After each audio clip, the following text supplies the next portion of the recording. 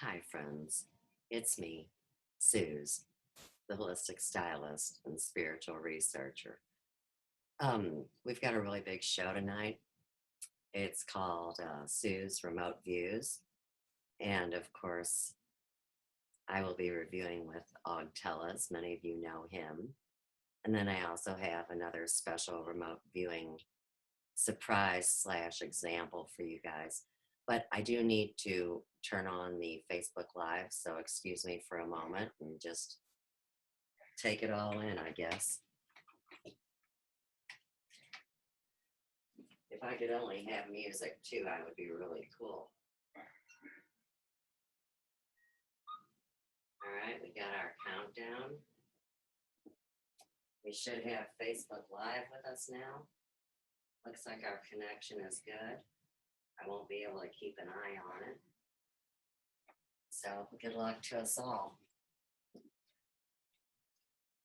You see, I got my buddy Jim Morrison here with me tonight.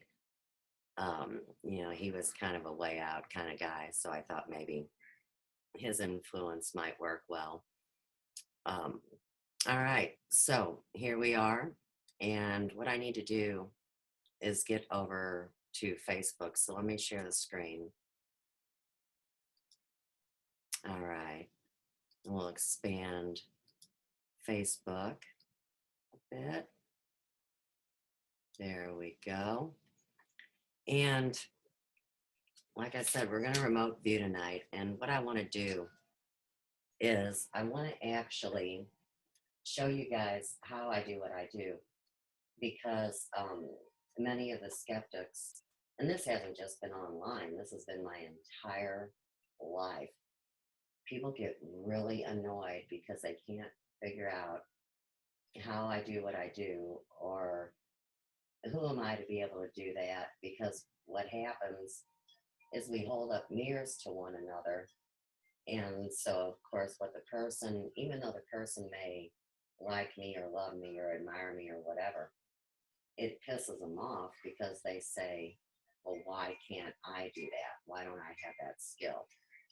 So I thought tonight the best thing I could do would be to share an inspiration that actually just came to me today. I saw it all flash in front of me, which would be like, say, when the Akasha is revealed. We've talked about that, and that would be the entire collective data that you hold in your soul, which is actually like your supercomputer. But imagine how that was for me to hear that at month 33 online for the first time ever in my life. Refusing it because of my preconceived notions that would go back to trauma throughout this thing we call time. So what that means in layman's terms or layman's terms would be that, say, if you look at the word past lives, because I don't use the word reincarnation, and now I know why I never did, because that's a whole entirely different part of the program. But back to this remote viewing vision, as I was watching Aug Tellez video, and so you see now I have sticky notes, and I have 1, 2, 3, 4, 5 sticky notes, and you can see I have one different color of paper, a big poster board, the other color of paper, got some pens, got some white paper. All right, so anyhow, this sticky note is the name of Aug's video that I want to refer to. And oh my goodness, this would have used to have terrified me to no end. I mean, that's the cool thing. See, once you understand it all and understand it, that fear is completely gone. And as far as my life goes, I'm going to tell you the fear element has predominantly been gone from my existence since 2007. So we're looking at a growth period of a decade in my mind. But this video cloning stations, uploaded simulated memories, Antarctica, and guiding the Earth ship. And this was published by Aug Tellez on YouTube on March 7th, 2017. So I'm going to put that sticky note back because that is the main focus of the show. But we are going to roll through some other things, because they are all synchronistic and they all confirm spirit. Okay, now, got my next sticky note, right? Because, when I was doing the Sophia's Emporiums on Adobe CCN, I mean, I spent hours writing up outlines and, really putting my heart brain into focusing on every word so it would come out perfect because I knew that every word would be judged and that I had come to either be crucified or to be understood by y'all. So anyhow, what this is going to be about, this show, is it's a week in review. And when I call it a week, I'm going from March 4th through March 11th, which will be tonight, at the stroke of midnight. And we're already after 10 o'clock. So I figured by the time that I got done with this exercise that I'd be close enough to say 3:11. All right. Now I get my next sticky note and I'm going to turn around so you'll be watching from this perspective instead. And I wanted to start and open up. Oh my goodness. All right. So y'all know that I've been making these videos and sharing them on Facebook and YouTube for a year now.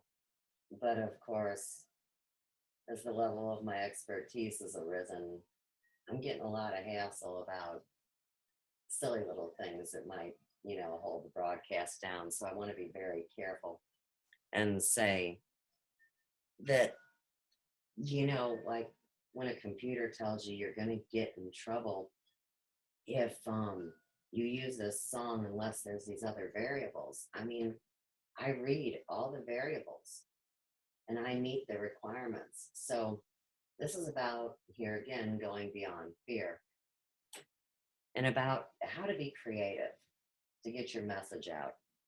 So anyhow, let me read you this.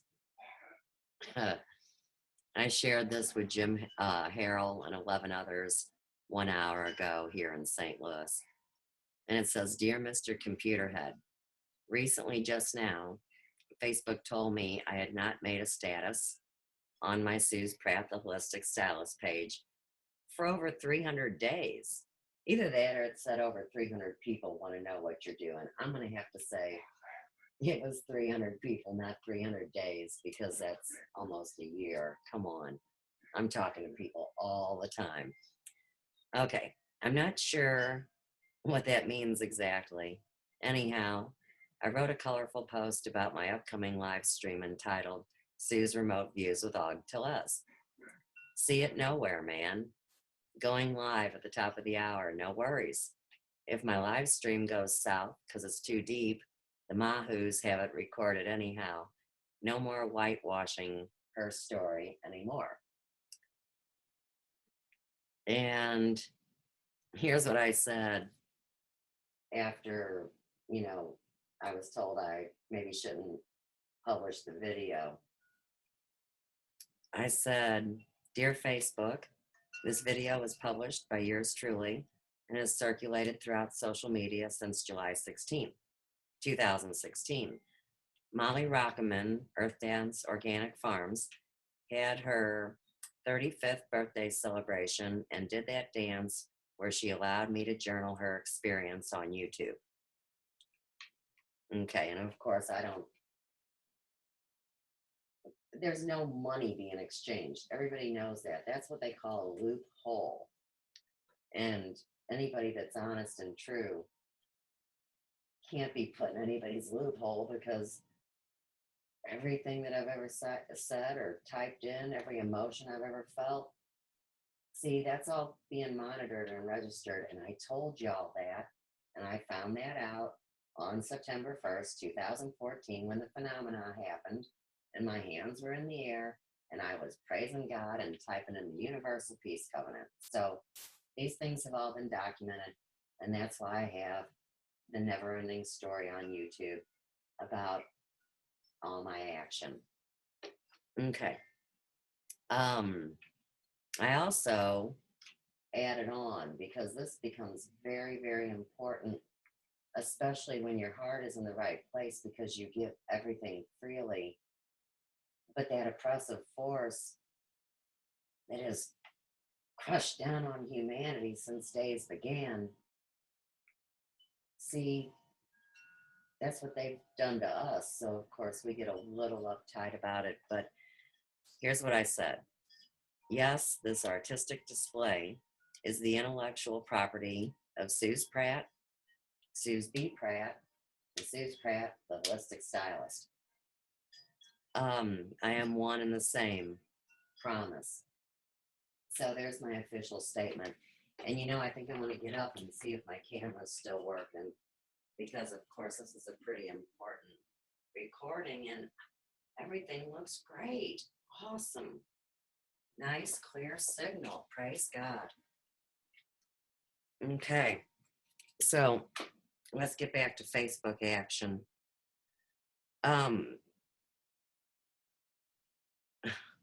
This is a little video, a little short like iMovie thing about Sue's world. So welcome to the show.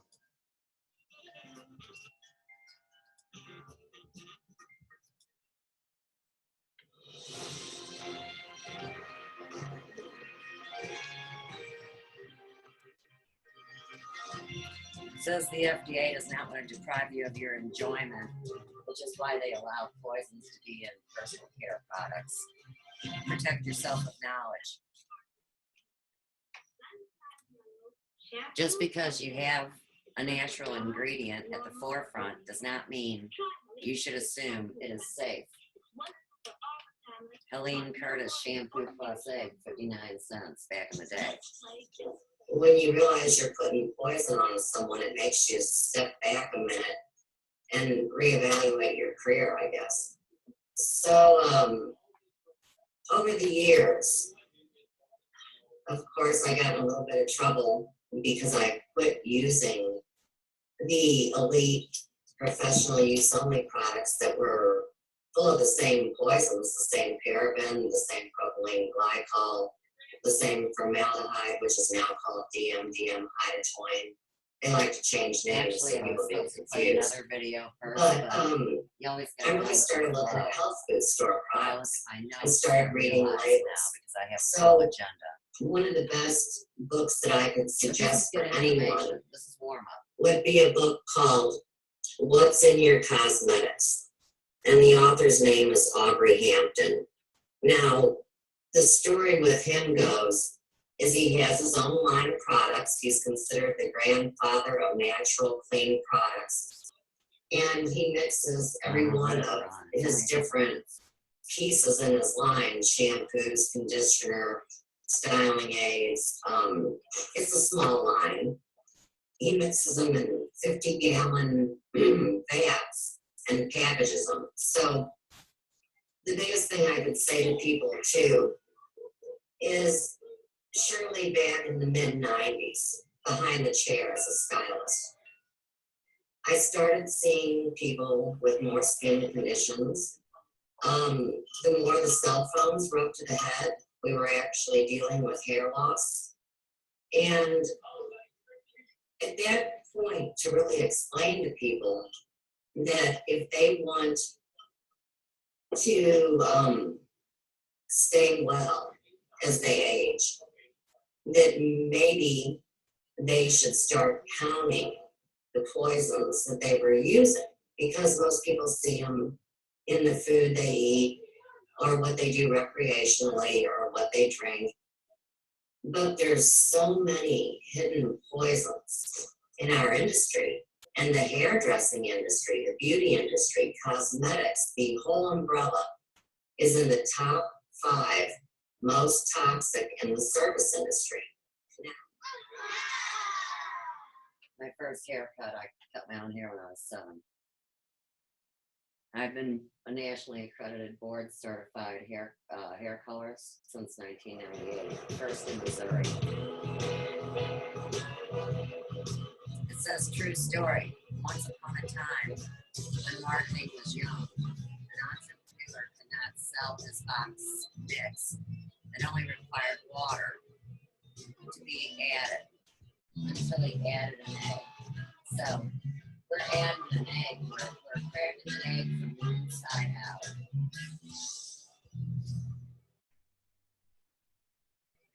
All right, we're shutting that one down because, like I said, I didn't follow my own order, but that's okay. Where I was supposed to go is jump down to a post of mine that I made March 7th. Haha. And here's welcome to Sue's world. So let's get it right.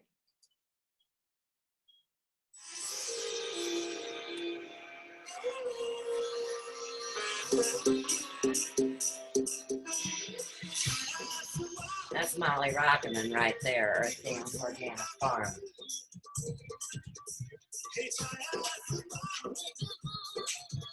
She's been all around the world. Sustainable living, organic farming,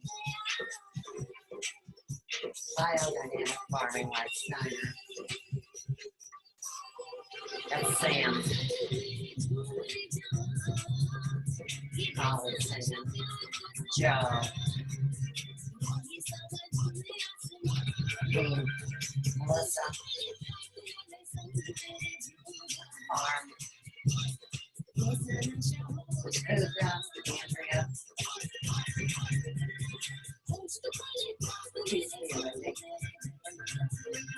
Here's Joe.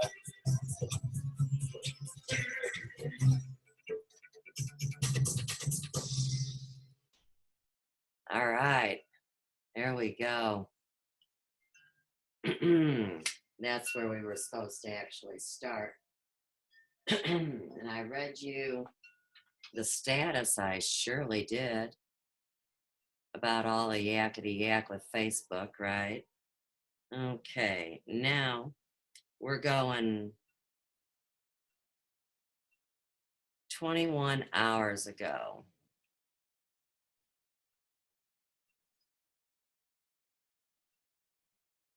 Well, where is it? That's 19 hours ago with the king. And here we got 23 hours. Oh, here we are. I just wrote the number wrong. Okay. So, for any of those of you that know me or have listened to anything I've said in the month of February, I've been witnessing to people that Elvis, for real, is alive. And there's a huge story behind it. And it's his never-ending story to tell. And he has chosen to share it with the world on a YouTube channel called SKMI.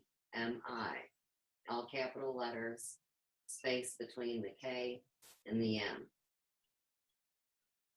And of course, he's 82 years old and he's been a preacher man. But back in the day, man, he was FBI. He was DEA. He went on his spiritual quest and did all his detox. I mean, kept on living and loving and siring children and singing and dancing, but he couldn't do it as himself because, like you guys know, see, the corporations have the rights of the humans, and the humans don't have their inalienable rights that were given to them by the creator these days. And we're here to slay that concept with love and turn things around. That's been the mission. Okay, so anyhow, this guy right here, nice guy, okay? I'm figuring he's in his early 40s. I have no idea. He lives in St. Joseph, Missouri, which I think is very synchronistic considering I live in Missouri. And I think it's also synchronistic considering that Elvis's medical records all had to do with Kansas City, Missouri. So we got a lot of Missouri action. And you know, this is the great divided state of Missouri, the only state that came in split in half so they wouldn't tip the balance between free and slave. And I hope everybody's awake to the idea that we are all slaves of the same system. We're going to get over all these petty little differences and never even look at color anymore after this incredible play gets into the big, you know, finale where the good guys win and everything's groovy movie or something. All right. Let's see. Back to our friend here. You know, he feels all alone. He's been talking about Elvis being alive for 5 years.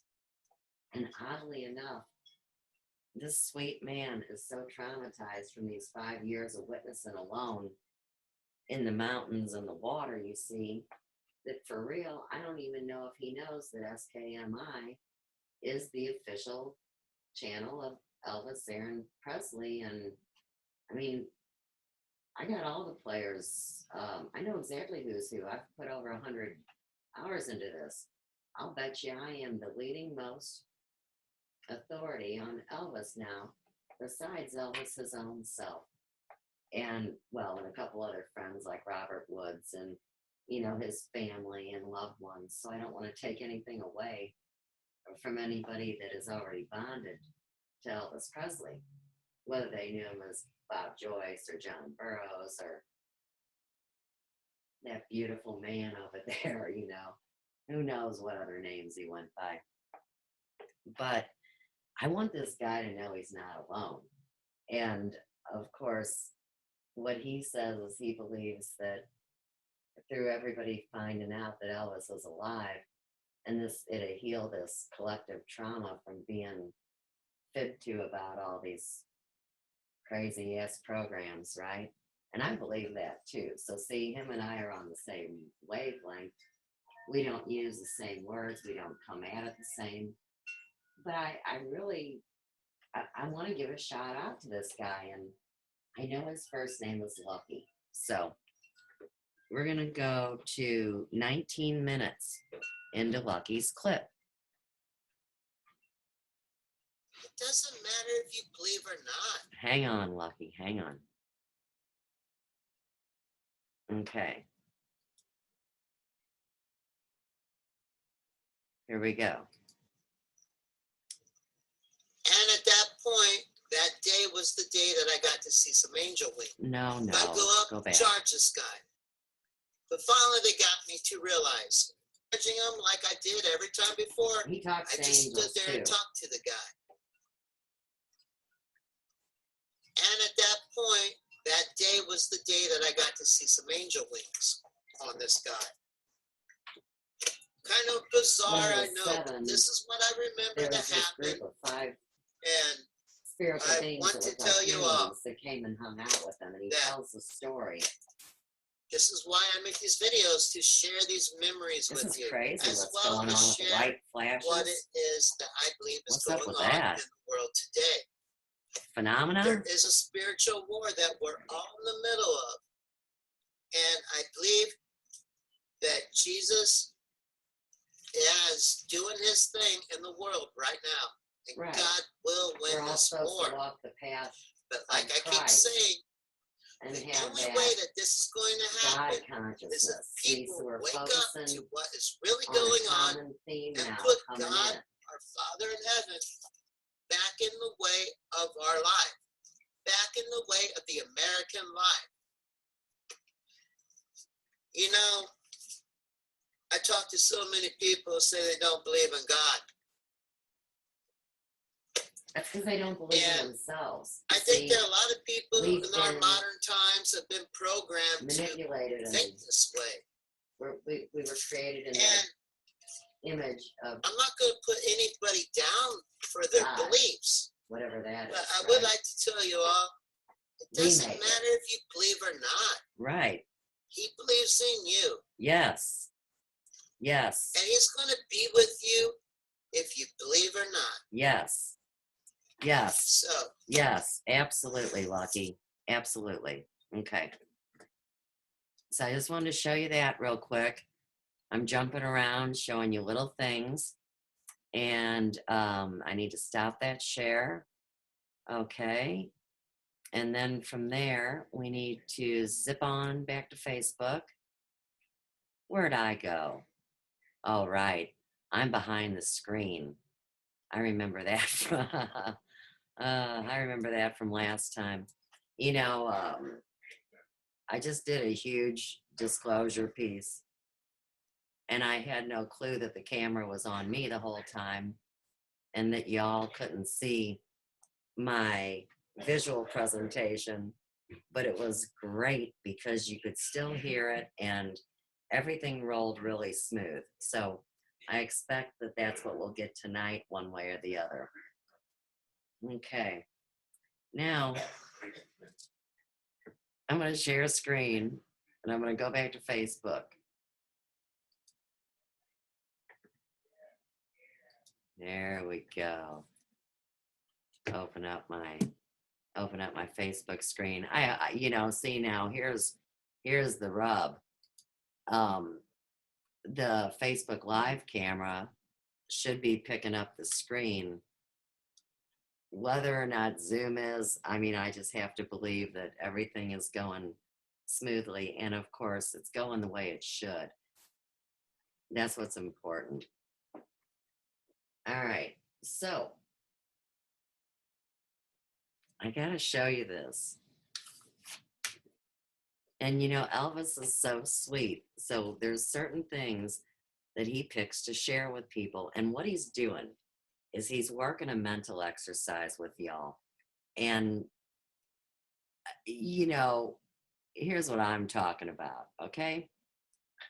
Let me show you. Oh, you see right here a picture of Elvis, right? And this is a concert from Hawaii by a satellite, you know, back in, I'm pretty sure it was 74. And here's what I posted. His gift and my clue to you.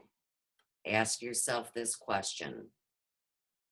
This is original footage that has been modernized by someone that is highly intelligent in iMovie and computer and stuff like that.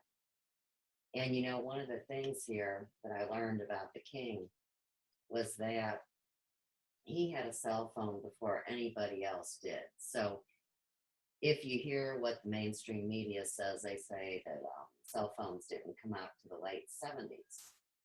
Well, when Priscilla gave the tour of Graceland, sure as anything, she had a briefcase, a beautiful briefcase. I'm pretty sure it was gold lined. And in the pocket of it, Elvis had written out explicit directions on how to use it. Because, you know, it was totally 007, like James Bond shit. No cord or anything. This is 1968, okay? And of course, this was Elvis's magic phone. What's going on, Joe? A pen? Yeah, just grab one. You're fine. So, oh, you want the zippy pen. What do I know? All right. Okay, so anyhow, the original footage has been modernized. And I'm asking y'all, whose intellectual property would this be? For real? Who would have all those home movies? Who would have all the secret stuff that meant everything to him that he had tucked away? Ding, ding. Right. Elvis's own self. Okay, so this concert is a gift to all his fans by Skutnik Michael. Now you're asking who is Sputnik Michael. Just hang on to your hang on to your pants or your hat or your shoes or whatever you want, and I will get to that. I mean, there's a lot going on here in 1 week's time. So let me show you this. And remember, this is a gift from Elvis because he feels, I mean, besides he always loved people, don't get me wrong. He felt he had so much spirit and soul that he could feel the pain of all the people that mourned him and were traumatized by his alleged passing in 1977. And you know it's true, especially if you consider last year, everybody had to figure out or hear, um, that Sir Paul McCartney isn't Sir Paul McCartney, and that's where the book comes in, that Billy Shears thing, and the guy by the name of Marshall, and I still, of course, haven't embedded that name into my computer data. You see, that's okay. Can't do it all at once. But that's, oops, whoa, wait, baby. Okay, so that's what time is all about. See, these things are all happening at once, but like Aug said, and this is so cool. Okay, so I never go anywhere. I always stay in the same place. I've lived in St. Louis my whole life. I won't leave the house unattended. I'm a cop's kid. I mean, there's a lot that goes into this. And my whole life is centered here right with me. I don't have to go other places to get it. And so what Aug was saying about when they're collecting their figures and data and statistics from all these different angles and planes all coming into one point. See, let's say they're tracking somebody moving around. Well, besides the wave going on, and so let's say that you're the hand of God, right? And you're zipping through time and you're pushing your hand like this. Well, the waves are going out in front of you, and then there's that backflow thing that's sucking everything up. Okay, that's pretty much what has happened. And that's the end. So see, when you get a transmission, if it stops, you just stop, and then you keep going forward. But the Aug, this whole phenomenon with Aug today, I mean, it makes me start getting a little hot when I talk about it. And I've already been accused with flirting with all these different men, and that's a crock of shit because everybody knows Smokey Joe is my twin flame soulmate, and that why some people that don't understand unconditional love call it something profane is because they can feel that energy of it, and that's bliss. And the reason why I'm going to tell you this before I play the Elvis thing is because, like, before I went live, I contacted Aug on Messenger and pretty much told him, I mean, I love you so much, man. And there's a long story behind why most people would think that him and I would never be able to come together and to form some kind of a cohesive union. But I'm just in such great appreciation of him. And, one of my subjects is life charting, of course. And Aug is young. I mean, compared to 53, right? But I believe Aug is in his 38th year. Maybe he says he's 37. I'm not sure.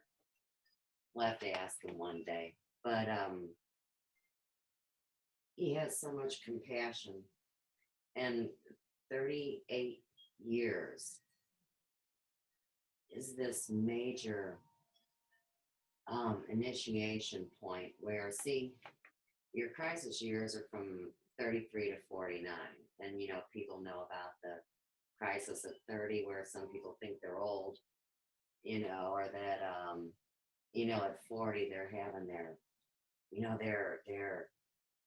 crisis, because you see in those years you're supposed to burn out the false ego, and some people call that dross.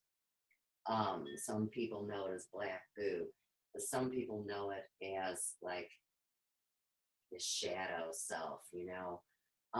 It's that hidden thing that is the demon, poking the fork in you, and who knows what else we're finding out tonight. Um, yeah, it's mind blowing. It really all is. But you see, it doesn't like sound like Greek to me, because I've experienced it, and I've experienced all three phases of it. And so what he's going to do tonight is hip us on these three phases. And here's what happened to me today. Okay, so in the last 24 hours, I've been a little edgy because, see, the people that got these parasites, you see, and don't get me wrong, all of humanity, has these little things sucking their energy, and we're going to call that parasite. But, I banished the one that I pulled out of myself and asked that it would be magnified and crumble these SOBs, right? You can find that on my YouTube and my Facebook too. I've been journaling the whole thing and witnessing. But what it's doing to people, you see, at the end here, which is really the beginning. And that's a whole other subject we'll get into also. It is mind-blowing to me that I have firsthand experienced the high majority of what he's talking about. And it might not be in the exact same words. And then we have to go back to the whole thing about this myth. And myths are not something to be mocked. They come from fact. But the whole concept that the Tower of Babel and all the people, see, before that they all heard the same language, and so they were a unity consciousness. And whatever went down with the scalar weapons or the misuse of crystals or the black magic or the rituals or whatnot, any influences, when that happened, all of a sudden nobody could understand each other's words anymore. And that's why we need to burn out the false ego in the crisis years, so we can step into our full spiritual nature. Because see, what most people don't know too, and this is all esoterics that affect you exoterically, when you get to 40,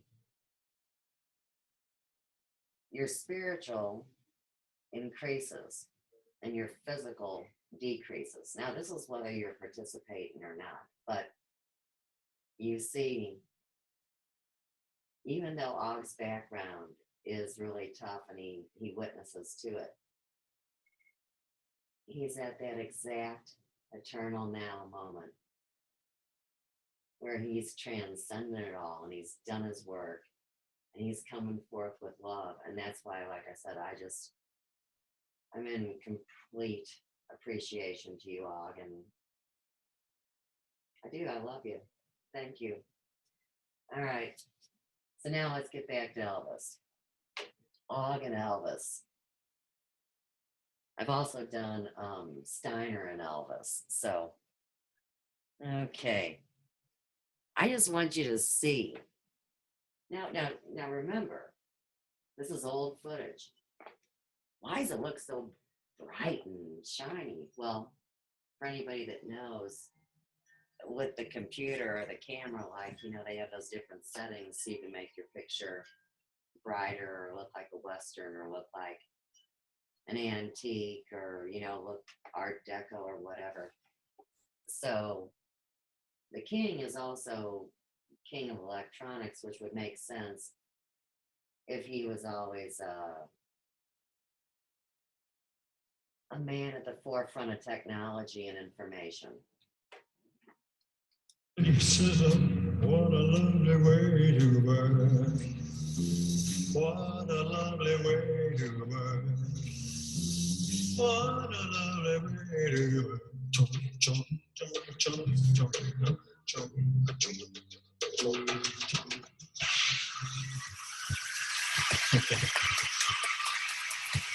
Thank you. Thank you very much. Thank you. You're beautiful. No, you're beautiful. Thank you.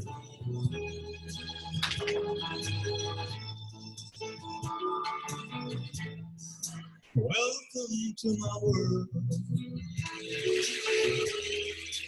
Won't you come on in? Miracles, I guess, still happen now and then. Step into my heart. Leave your cares behind. Welcome to my world. Built with your mind. Knock at the door shall be open. Seek and you will find. Ask and you will be given. The key to this heart of mine. I'll be waiting there with my arms unfurled, waiting just for you. Welcome to my world.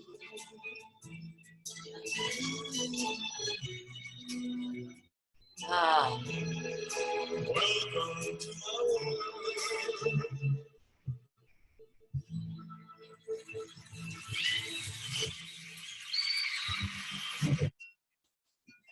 all right, guys. So look, like I said, hop your butts over, go to YouTube, right?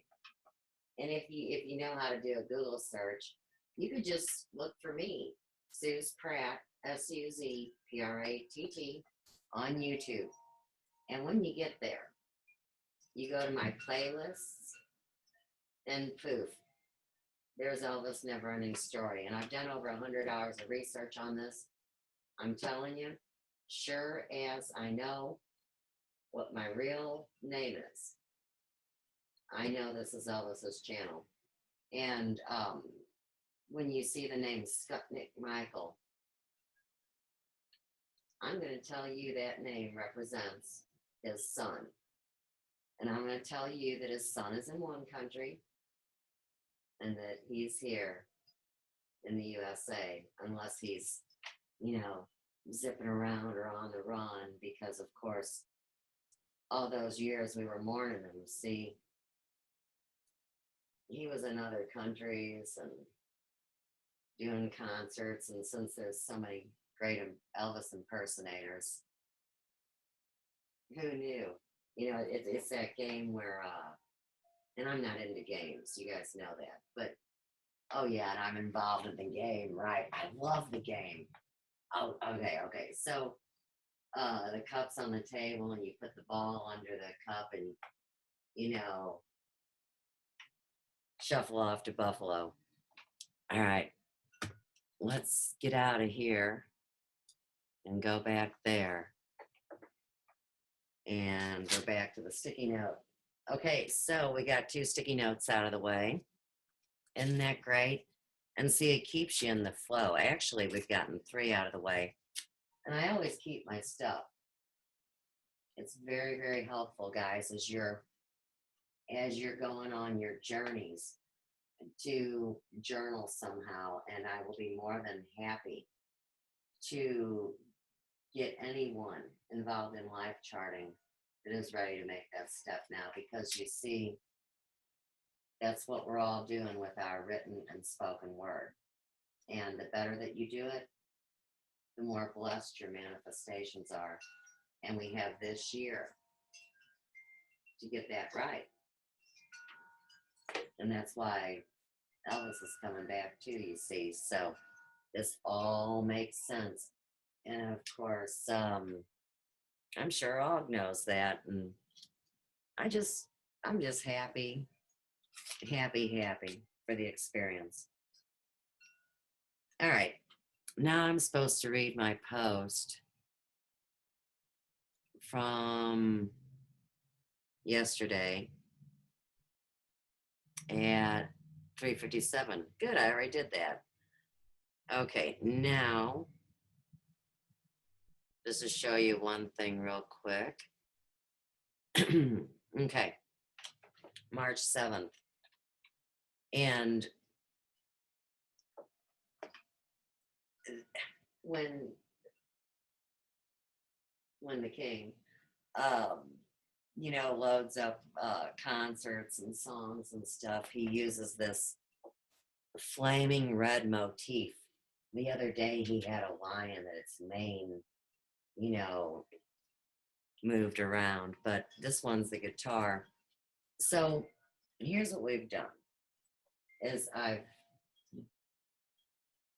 don't even know if I showed you. Oh yeah, I did. I showed you the old picture of him from 1956. Yes, I did.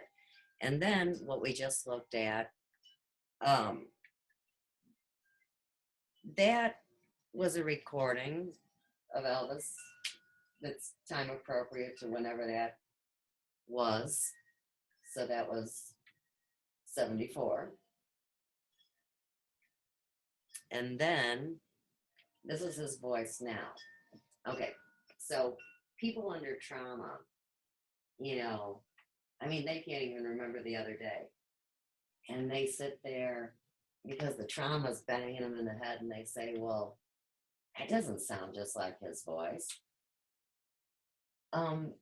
Give me a break. My voice has changed over time, but like I've witnessed you guys, it's still the same. And my voice is very distinct. So it's not like somebody can imitate me. And why would they want to, right? But I just want to turn you on to a couple little things. Want me to find out? And this is a brand new When did this law concert firm he's become giving a you. circus? He loves it. He loves the children of the kingdom.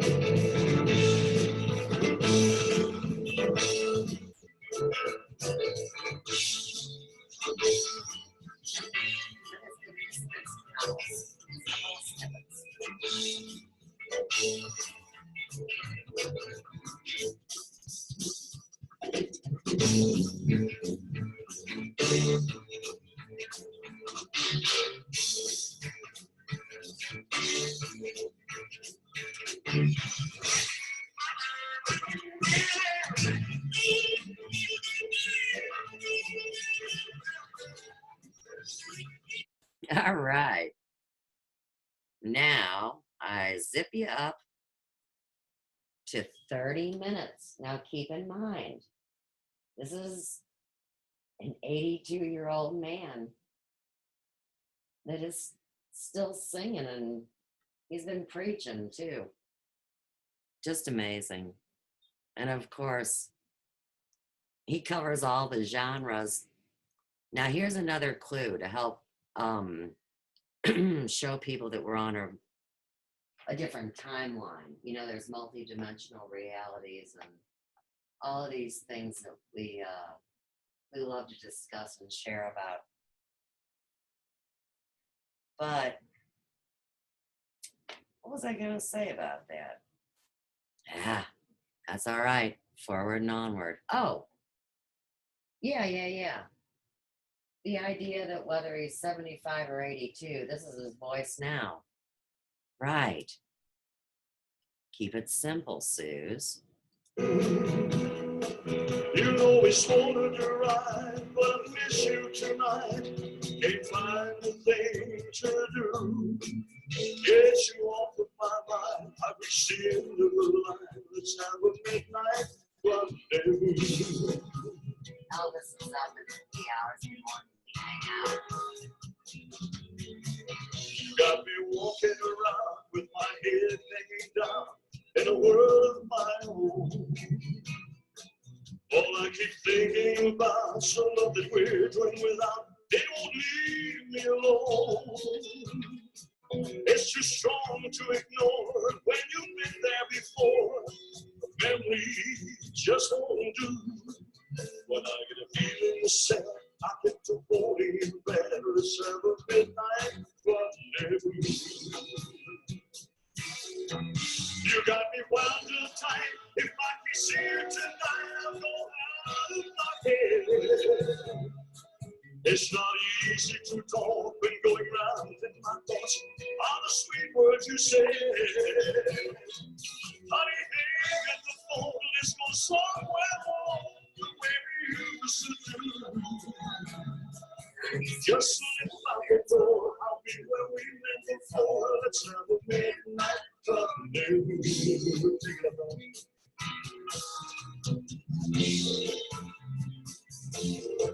You got me wound up tight. If I can see you tonight, I'll go out of my head.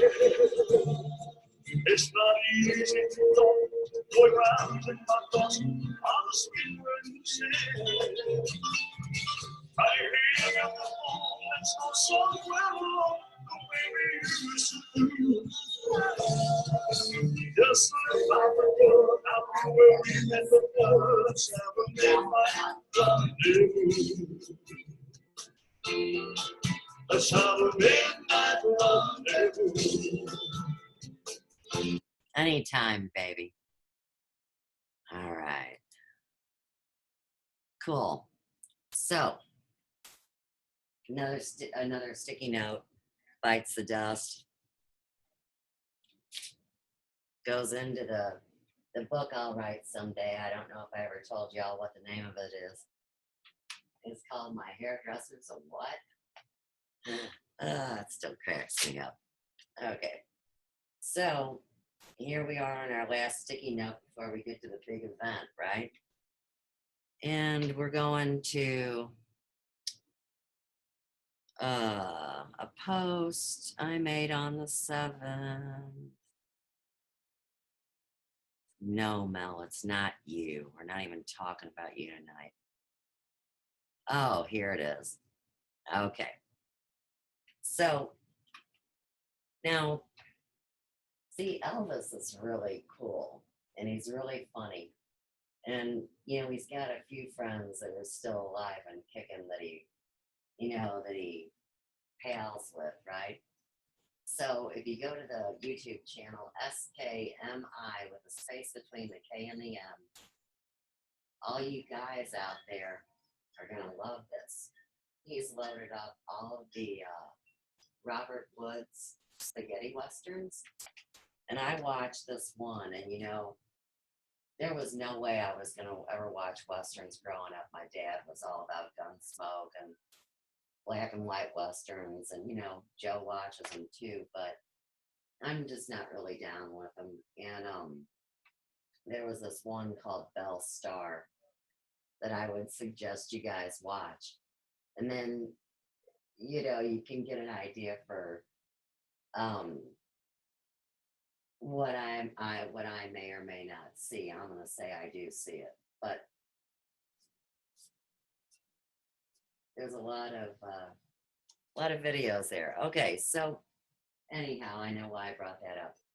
Robert Woods, his buddy, who's this actor, and you can tell he's still got that gleam in his eye, and he did some kind of French film with this other guy, and it's on the channel, but he shared a video to Elvis, and I'm sure I'll butcher the pronunciation, but it's a page called Portal Raises. Yeah, maybe that's okay. And let me see if I can hit the translation button. Oh, right. This is Bridge Over Troubled Water by Elvis. Oh my goodness. So let me read it, and that way I won't get in any copyright trouble because, see, Elvis didn't say, hey guys, here's a gift for you to share. Elvis did say, hey guys, share this album. Hey guys, have this clip as a gift from me. So when you get to this channel, there's over 975 videos there, and I'm telling you, you're not going to be able to find what you want because he's a smart man. And he doesn't have playlists established because that way, see, people got to actually work for the miracle. I was gonna show you the little folders I made, but no big deal. I'm not supposed to if I didn't see them right away, right? You always have to, trust it as things are developing. So let me read you the words. Oh my goodness. When you're exhausted, feeling small, when the tears are in your eyes, I be shaking all of them. I'm by your side when times become stormy, and his friends just can't be found. Like a bridge over troubled water, I stretch. Oh, like a bridge over troubled water, I stretch. When you're down and out, when you're in the streets, when the night falls so hard, I confrontere. I will take your part.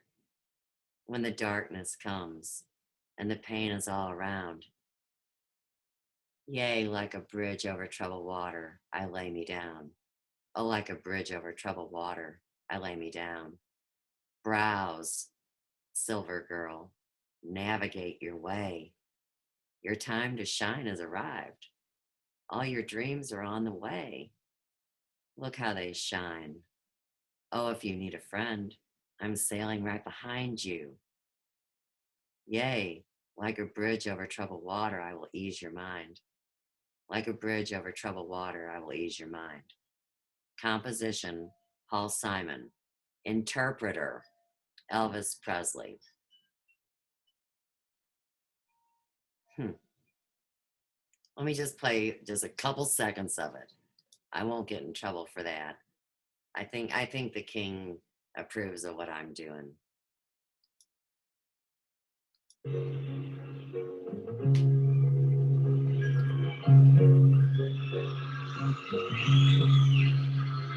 Now this would be after he was allegedly not breathing When you're anymore. with So me, he's in another country doing this.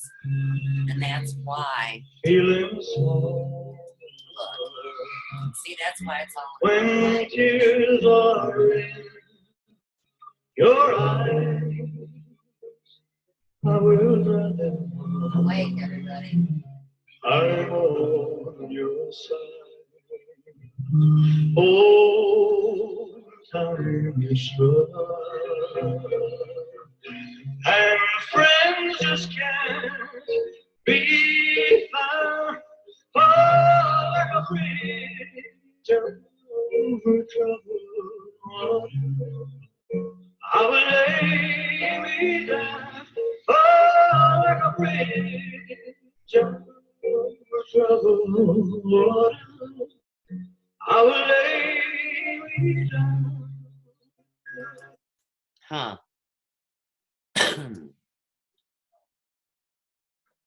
We live in amazing times, guys. Focus your intent. Create your reality by what you want to experience, not what you fear.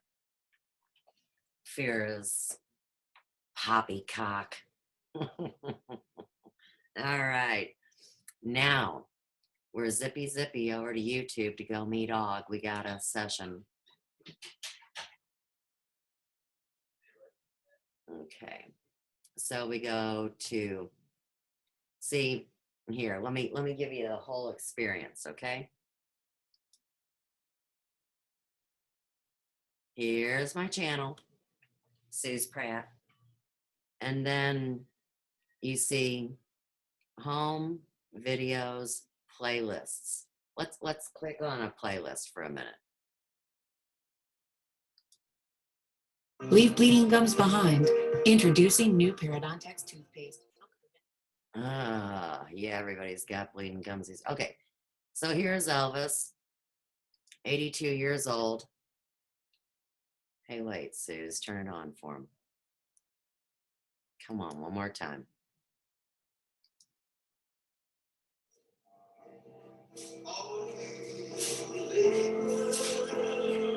This one is called Elvis Presley is returning to the public 2016 by Studic Mind. You can see they do the facial recognition. Here, look at how handsome he is. Can I get your autograph? I want to do his hair. His body was his spiritual advisor. I'm a spiritual researcher. How sweet.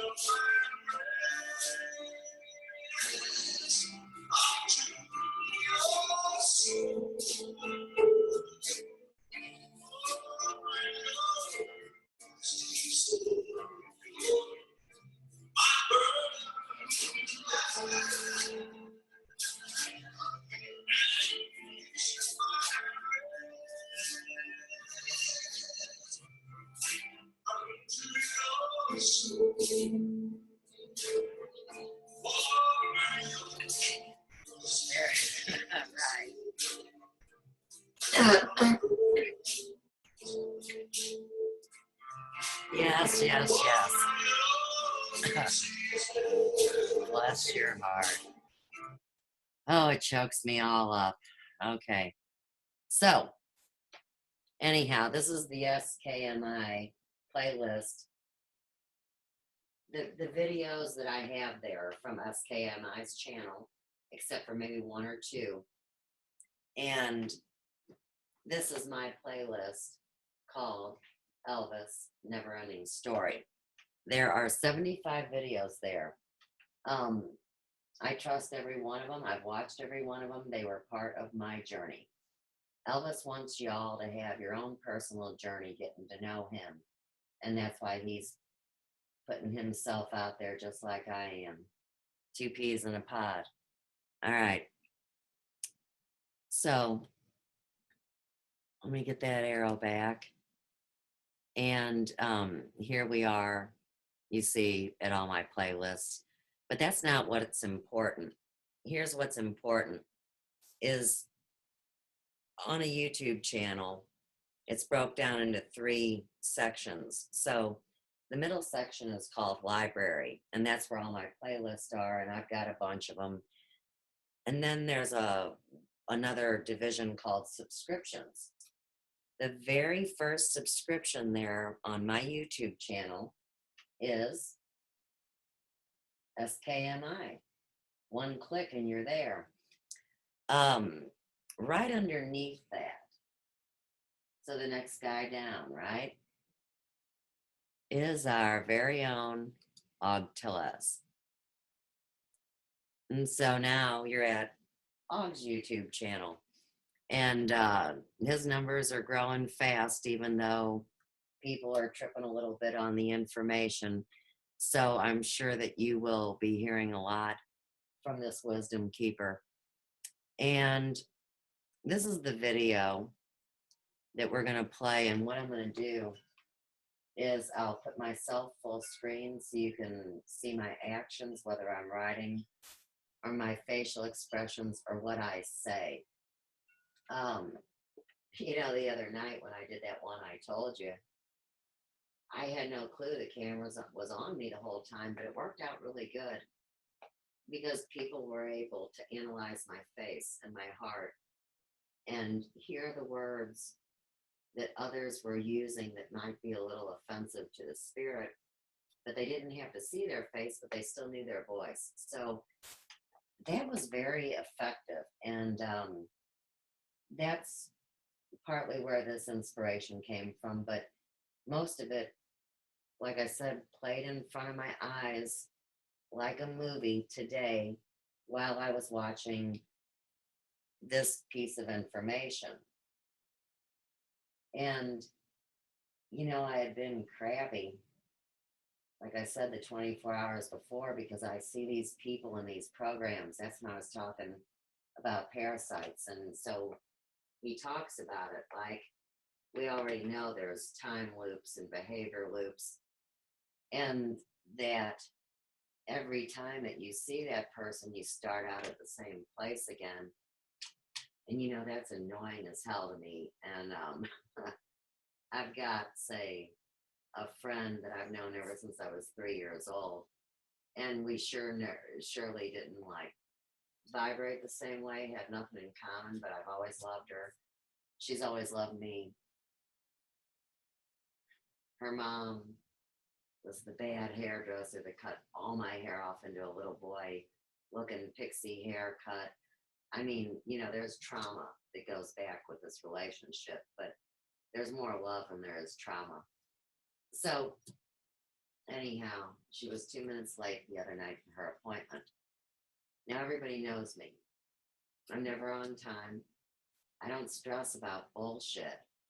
And I'm always busy. So if you're running behind, I don't care whether it's because, of the traffic or the family or just because you were still sitting on your butt. I'm never going to be mad about it. And people have got to be a little more flexible in this day and age. But being well programmed, people that have been affected the most, one of the biggest ways it works on them is through their politeness. So, of course, she had to say sorry several times. And like I told her, I mean, that gives me anxiety.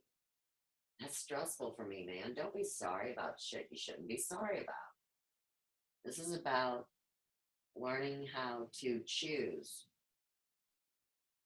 the way you want to react to something and the way that you want to be. So, you see, my whole life, I was always climbing out of the boxes or the paradigms or the realities and the nightmares and the games. I mean, I know exactly what he's talking about here. So here's what I saw besides the movie playing in my head of my own life.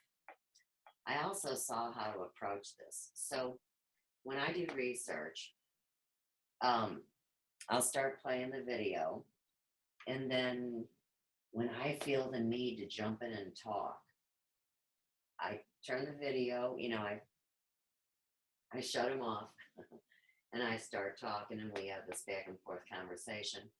And my new artistic media evolvement has to do with this kind of communication. And everybody's been really cool about it. So Aug said to be creative and do something that nobody would expect, and here I am. Okay.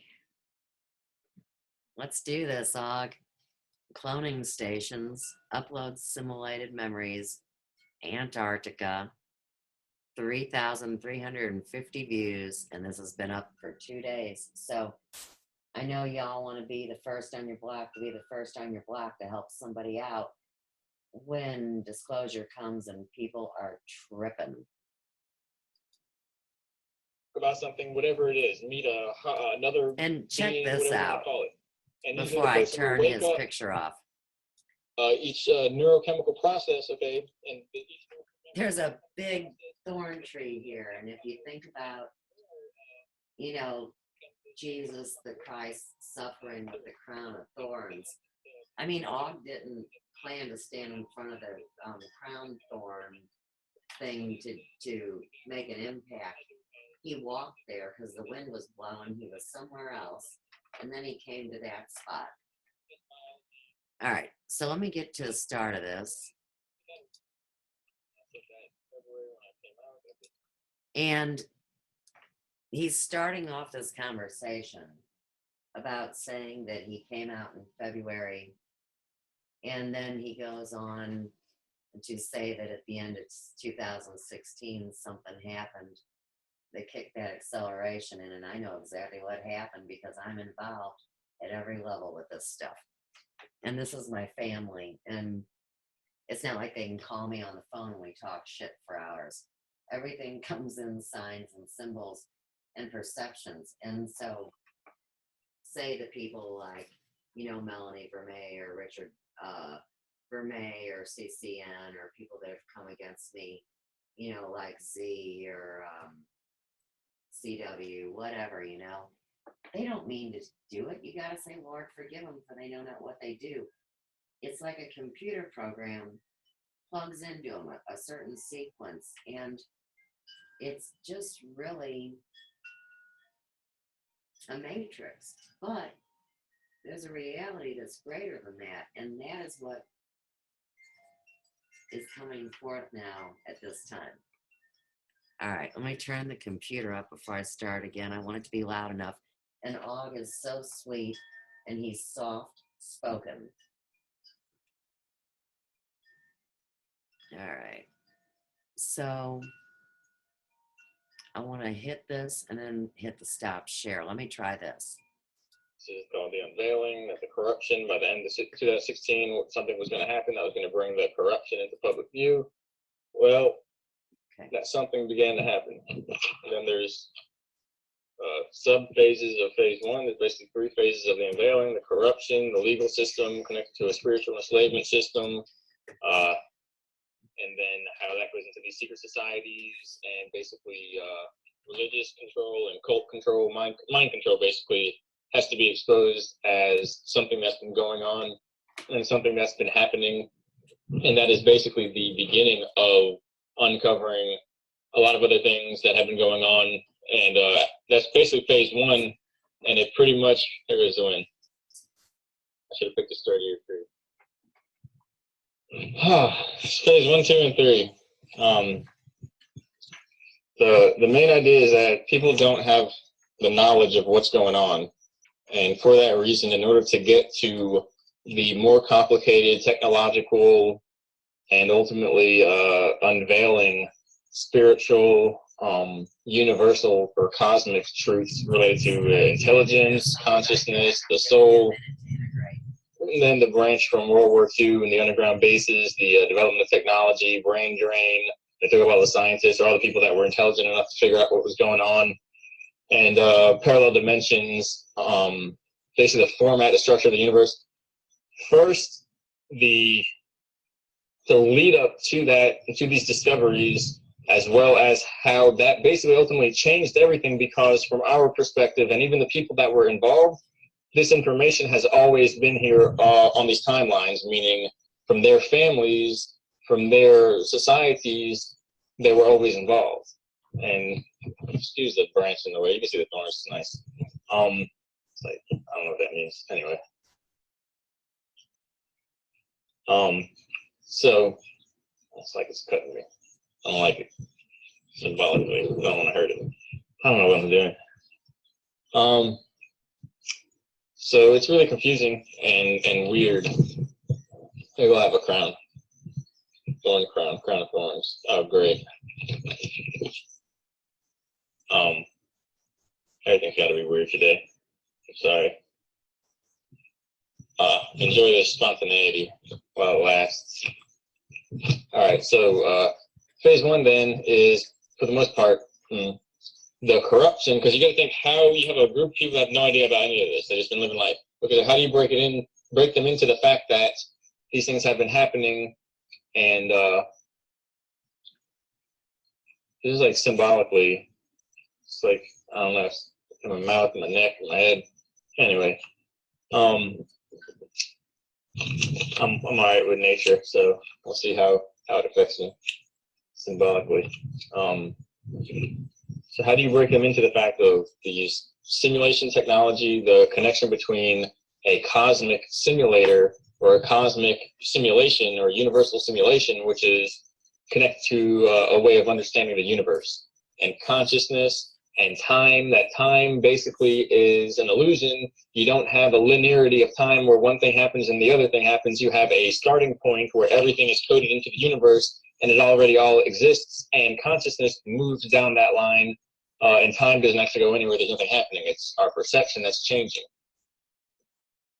And so it's like one of those perceptual illusions, like a Gestalt perceptual illusion, where like a Necker cube. I'm writing a post on this. You have a Necker cube, which is one of those cubes drawn with just the lines, the outer lines, and the it's see-through basically. It's two-dimensional, and so if you, depending on which way you look at it, and it's not even which way, because it's not a physical thing. It's perceptually which way your mind functions.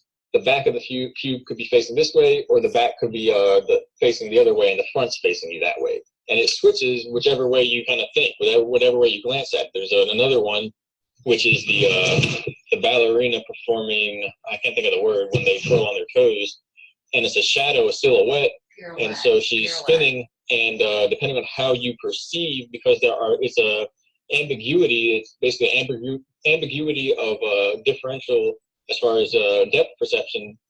And so she could be spinning either direction. It doesn't really matter. And eventually, if you catch it, it'll be spinning both the direction, where she goes one way and comes back like that. And that's really, doing that, these exercises are kind of like training your mind to deal with perceptions and trying to distinguish between one or the other, or discovering what is simply perception and what is concrete reality, because concrete reality is not as easy to determine when you take in all these perceptual illusions. And that's the way psychology works. Psychology 101 kind of is based upon that a lot. It's about it's about the development from infancy into adulthood and the stages we go to, and how that leads up to, and at least in Maslow's hierarchy, which is one of the widely accepted approaches, if you will. I guess that's what it's actually called. Viewpoints on psychological fulfillment. And so one interesting thing about that is at the top of the pyramid of Maslow's hierarchy of needs is that when one is fulfilled of their needs, they don't go and make more needs. They stop desiring and seeking to fulfill themselves and begin to focus on transferring that to others and teaching others and allowing others to learn in the same way, fulfilling their own needs. That is the mark of psychological fulfillment. And so it goes into adulthood, and then it also shows how at certain layers of development, or any layer, where there is a delay or distortion or a psychological problem where it's related to trauma, or basically a delay of development, lack of progress, then the next stage of development, self-image, and a tool, if you will, an aspect of the personality, confidence, independence, knowledge of the self, and as far as some are like at the age of 12, one begins to project their ego out again, to the point where now they wonder, what if I was like this person? They can see from another person's perspective.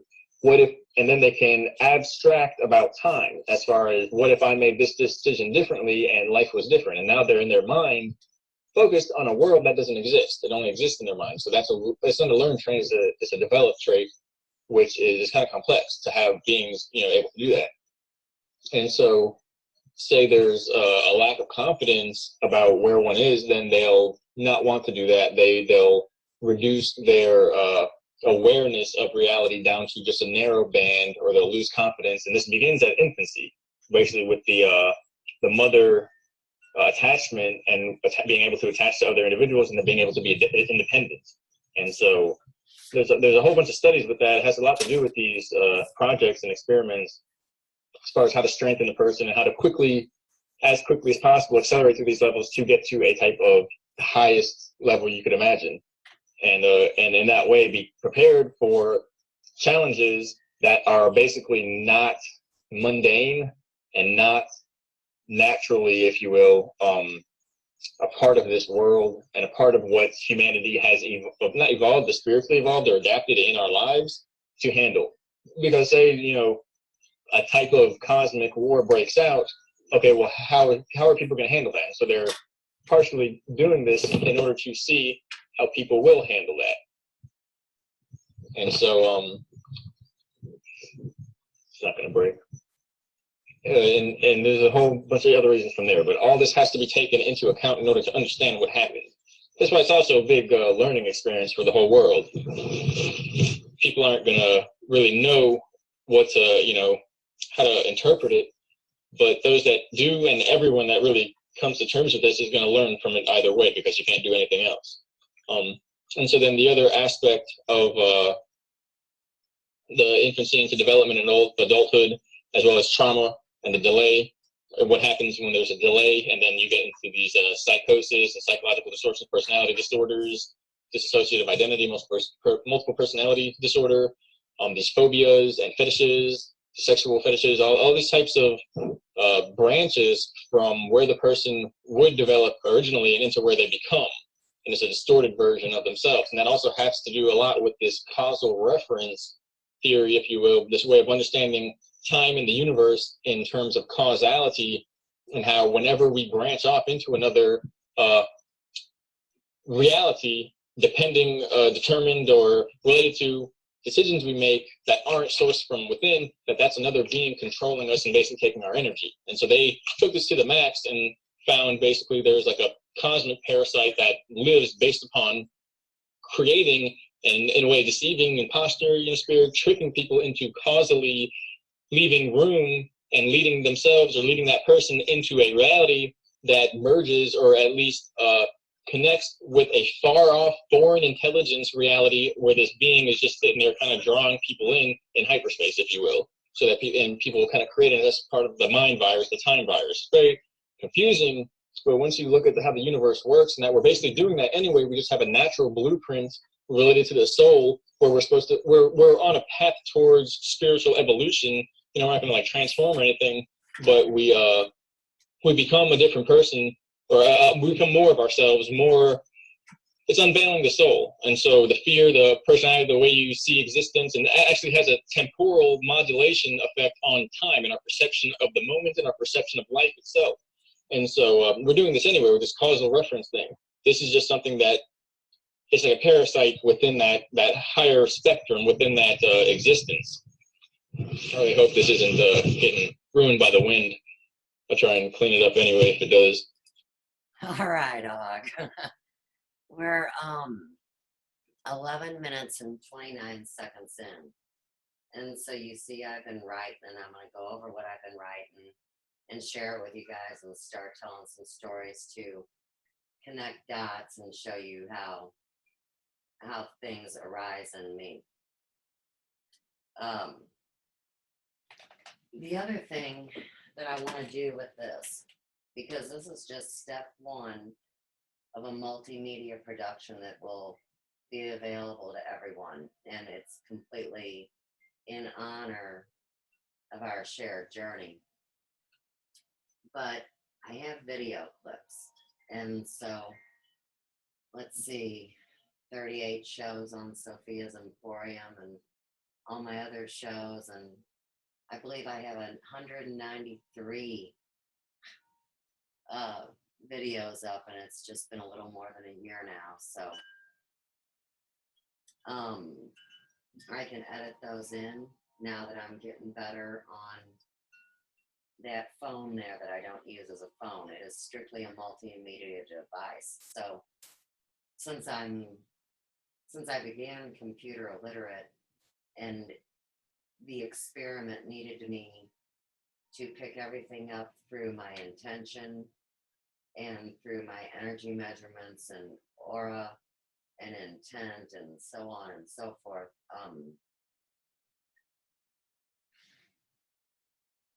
Yeah, the thought just cut out again. Right. Oh, that I can filter in visuals and clips and things to help make it interesting, because one of the things that this parasitic side of the never-ending story has done is shorten people's attention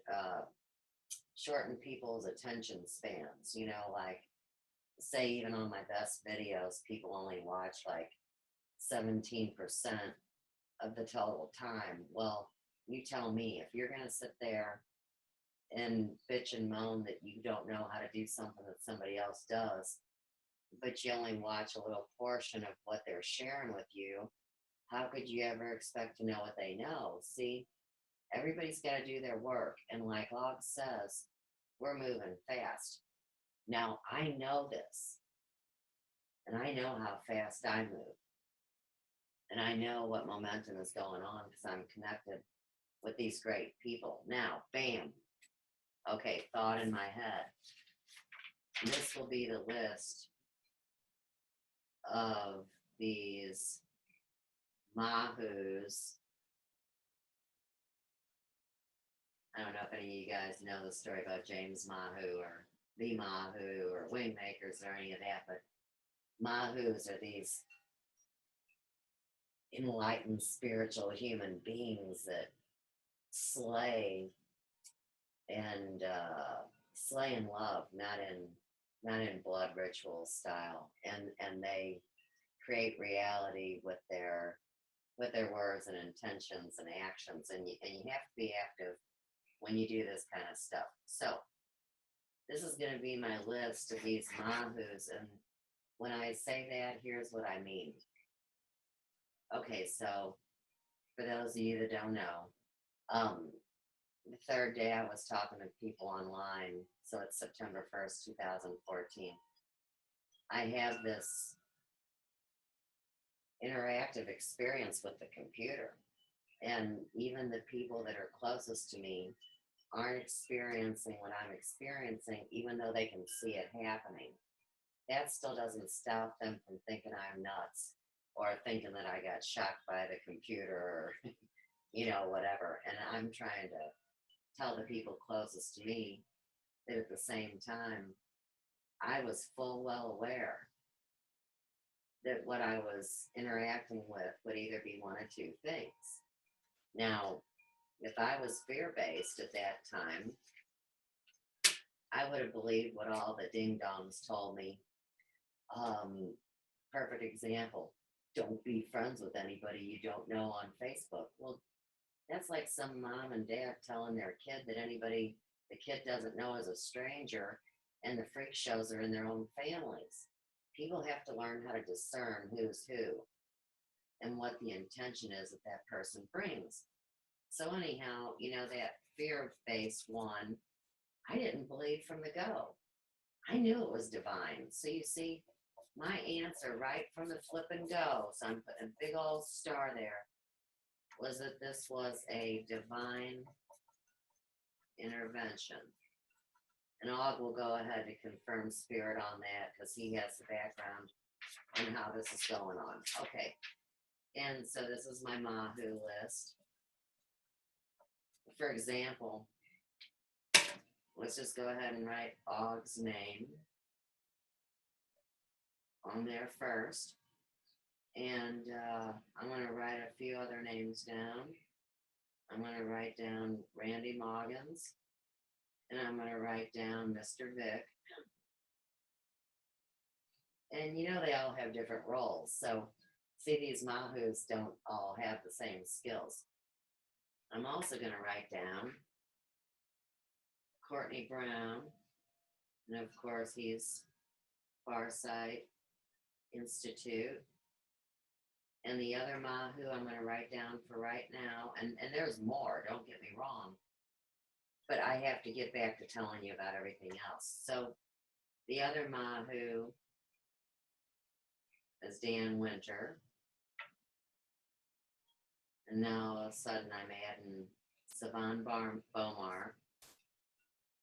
And I'm also adding Elvis, Aaron, Presley. 1, 2, 3, 4, 5, 6, 7. I'm adding Thomas Williams of the Truth, Honor, and integrity show. I also believe it's very important that we have Litmus Freeman, and he is the cosmic clock. And so, like, say on my birthday, he told me that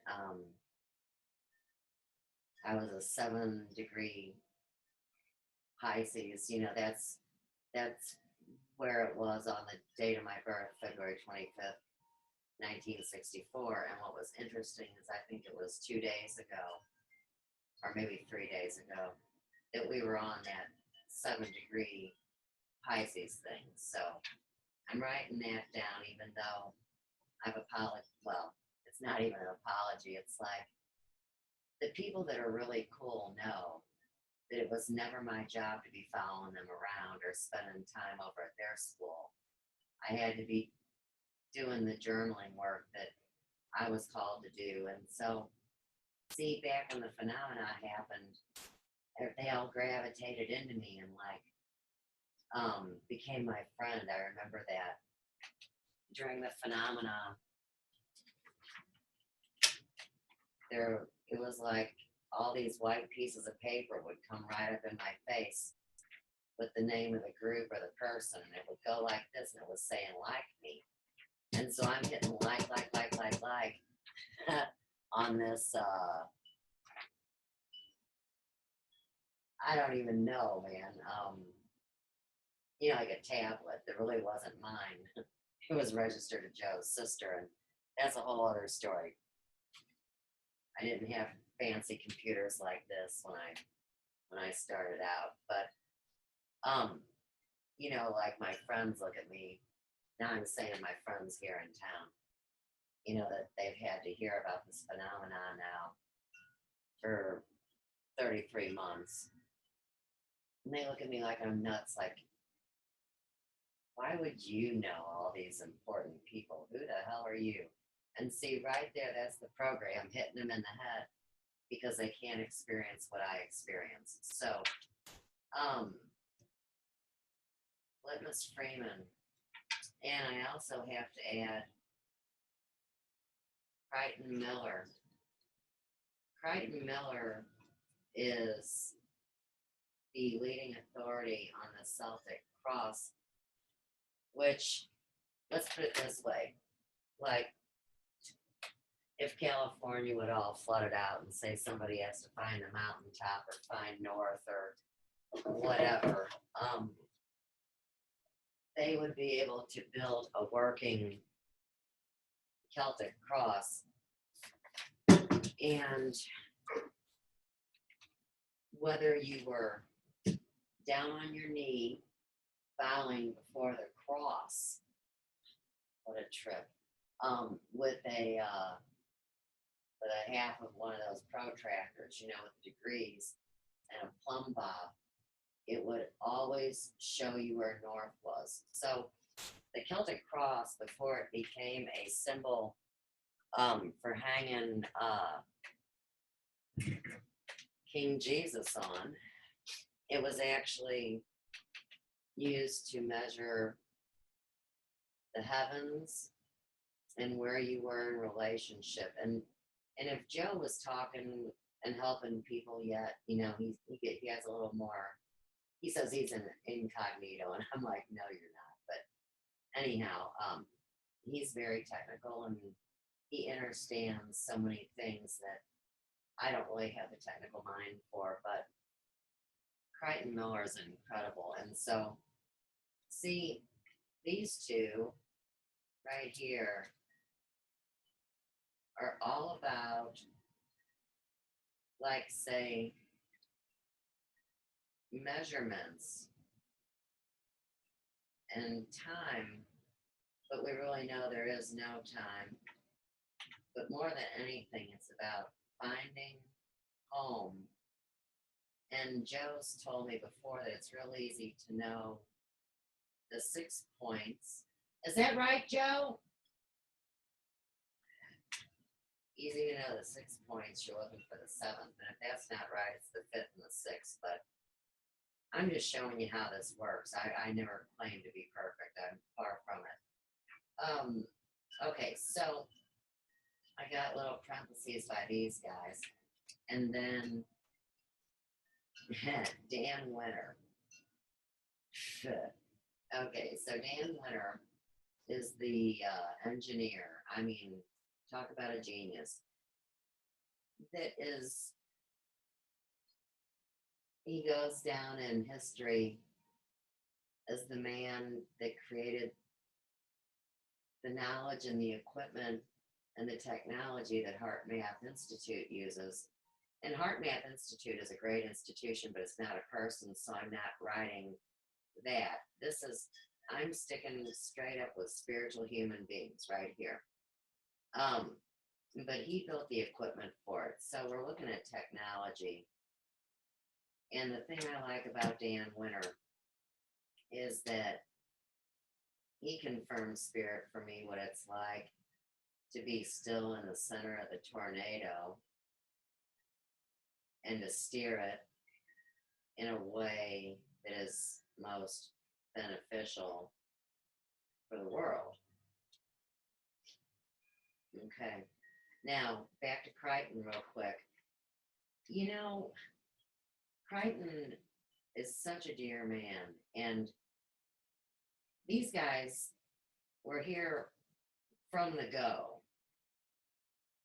Now I'm talking about Crichton, Dan Winter, Courtney Brown, Randy Moggins, right from the go. And Crichton invited me, you know, to his academia workshop with all the scholars and geniuses. And you guys know I didn't go to college, and I also didn't know how to get around on the computer. So I never did get to go study with him, but you see, that was never the point. The point is that he connected with me and took the time to be one of those people that would check me out and in the end be able to give a educated view on what he knows to be reality when it comes to your buddy Sue's. I really shouldn't even have to like say to you guys what Elvis represents. I'm not going to say it yet because I don't want to freak anybody out. So I'm going to put a huge star right here that says, tell him later in another video. Because we don't have time. That's not what we're doing. 7 Bomar. Man, how cool are you, dude? We're talking about, here again, these great young people. And so when I say young, I mean between 35 and 50. Good grief. So, you know, our bodies are designed to go to 120, and I'm pretty sure mine's gonna, because I heard that during the phenomena too, and I said, yes, please sign me up, thank you very much. And at the end of that time, I will give you what you asked me for. I'm not telling you guys what that is just yet. We'll talk more about that later after Aug does some more stuff. But Savan Bomar, inner standing. So let's talk about that. Most people say understand, and you know, the college educated people that stayed in the box, see, they're like, well, sure, I'm educated, I understand you. They're standing under that concept, you see. Believing the bullshit line that got fed to them. Now, understanding is when you branch out and you realize that you have a choice as a spiritual human being where you can create reality. So what is concrete reality is what Aug asked, and I scribbled down here something that Savan shared with us, which is he broke down the difference between the AI matrix and like what you see on the movie The Matrix versus the organic matrix, which would be Mother Earth and Gaia. And of course the, carbon crystalline, energetic beings, all the different living sources on or off planet, organic matrix. And then of course there's the all-knowing. And I just got done telling you guys, I don't know everything. But what I do know, and this makes it all-knowing, is when it makes sense to you with your experience and you feel it in your heart brain and you have continual confirmations of spirit, because everybody's kind of talking about the same thing without calling each other on the phone. So let's just say that you're somebody out there trapped in the system. Like say you have to work for the corporation and you're doing things against your free will. So somebody like that is stuck over here in the matrix, and I'm talking about the artificial matrix, a certain percentage of the time. And of course, in order to evolve, they would have to be operating at least at 51% of a love energy versus a fear or ignorance energy. And Aug's going to go on to talk about how, expand on, say how from childhood this thing begins.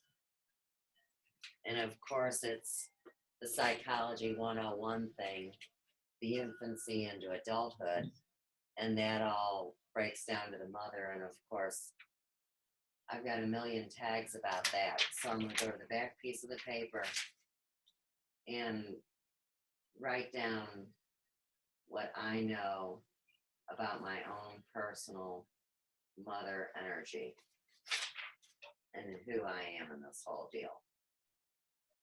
All right. So back to this paper. Let's say this person, this is funny. When I started watching Courtney Brown and the Remote Viewers back in the day, and it's not like I found them, they found me, remember, but I was cracking up because everybody was drawing stick figures, or say like, here's a landscape, you see what I mean? They might draw something like this for a building. And I was thinking, man, now I get remote viewing, but how could I be in some sterile room doing a controlled experiment using a whiteboard and a marker? Because when you take this journey, what you have to do is you have to put yourself in the footsteps of the creator and say, how would I do this? I mean, what would be my particular way? Because everybody's way is different. And then, like I said, I never really saw myself drawing stick figures. And I really started to realize that, and I agreed to this. I agreed from the go that I was honored to be remote viewed, and I knew that it was going on in every way, like I told you, the monitoring. Then I realized that I remote influence, and of course, see, everybody remote influences. It's about how skilled you are at it, because of course, if you're all knowing, you are a co-creator of the kingdom of God. And of course, the organic matrix here, you see, is, you know how they say humanity was created in the image of God? So I believe that it is our birthright and a blessing that we are all given, which is called inalienable rights, to have a chance to experience our lives in that organic matrix, which is, of course, Mother Earth, Gaia, nature, right livelihood, peace, love, harmony, all that good stuff. But from the programs that kick in from childhood on, of course, the person bobbles between these two places. And once you get below this number, then it'd be like in that scary movie, The Matrix, where the people really don't know that they're in those pods getting their life force sucked out of them. And they are experiencing a holographic universe. Right. Okay. I feel good about that. Anything else I want to say? Well, sure. I always want to say something. Okay. So, let's say that we are what they call one of the originals. And I'm going to have to tell you I'm one of the originals. And that's already been confirmed. Just go ask somebody in the know. They'll be happy to tell you at this point. That we have a blueprint, and sometimes it can't be as easily tampered with.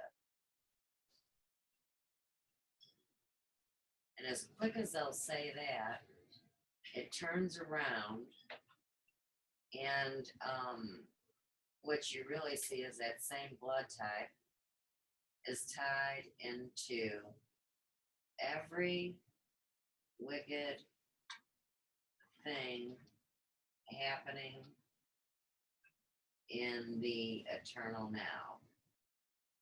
And when I say what is that, I'm talking about the negative, the RH negative. And I've done shows on this. So see, now it looks a little bit elitist because you got 4 blood types, A, O, B, and AB. Now, our buddy Randy Moggins is AB negative, and that is very, very, very, very, very, very, very rare, and very, very, very, very, very, very, very divine. The B blood type is the most versatile. If they're healthy, man, they got the world by the balls. Disadvantages, they can be controlled by the hive mind. So at that time, you got to ask yourself about what does a hive mind mean? Because it doesn't have to be negative. Somebody else could spin it into the collective consciousness. And see, that's where it all goes back to the intent of your creation. Okay. So I said everything I need to say about this paper. And then you see, of course, one thing that I've experienced 100 times over with life charting is that if you create an outline, the movie visuals and the thoughts that arise in you will fill this in to create a bigger, brighter story. But we're done for it now, so I'm going to sit over here And we talked about the Mahu. Oh, right. We still got to talk about the Mahus. All right. So,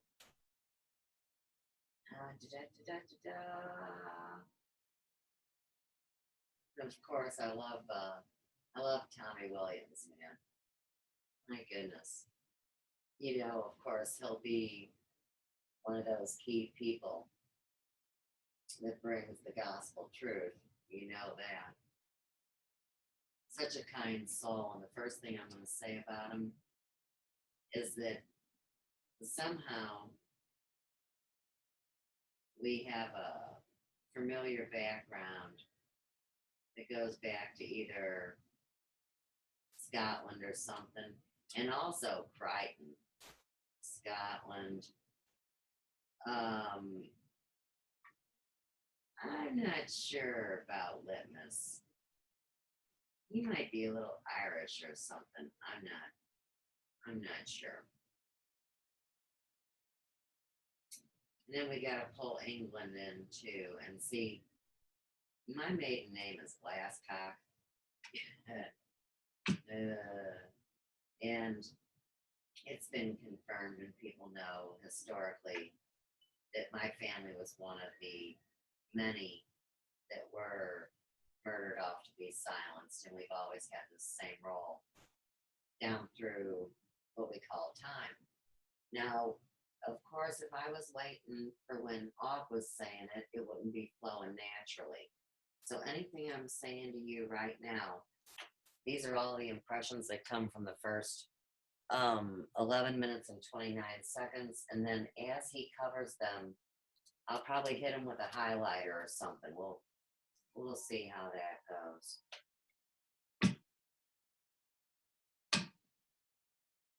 For any of you that know Courtney Brown, he used to be a little baldy bald on the top of his head. And he's a redhead now. And I think what he was doing by that was letting me know that we are a spiritual family, like a legacy. I'm gonna put the word legacy.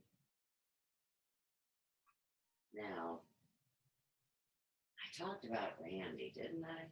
I'm always talking about Randy. And you know, some people think, well, you know, I bet she talks to him all the time. Do you know we haven't even had a communication since the end of December? And then the other day, after I did my little disclosure where my camera was on me the whole time, you know, he liked that one and he told me I'm kicking ass or something. But see, Randy and I have shown our love for each other on air. And so people have to kind of wonder, like, am I some kind of hose bag flirting with all these men or whatnot? And I actually got accused of that by some trolls that were hooked up with the computer hackers. But you see, by calling that out and speaking about it, you totally disarm it. So have some of that. I'm going to say that I also have that relationship with Mr. Vic and Elvis. And to see that kind of melting into someone, it's okay. That's what we do when we link up telepathically, but you're just not seeing a visual on it. Maybe it's a little more subtle. And then we got Aug. And Aug is like, I'll tell you this about Aug. And he'll tell the story later. And I'm going to let him tell it his own way and I'll jump in. But in my heart and in my mind, because see, we never talked. But there was a message from him long ago when we were down in the pits of hell dealing with this parasitic, ego, maniacal control system. And he wasn't really, he had to listen, he had to listen to his heart. And he has such a kind soul that he was listening to everybody, and that's cool. But like sometimes, and I know that you've experienced it, where it seems like there's a million voices talking shit in your head, and it takes a minute to kind of filter it out, or just adjust it, because like he'll say later on, just because we're all one doesn't mean that you need to sit down to the table with somebody.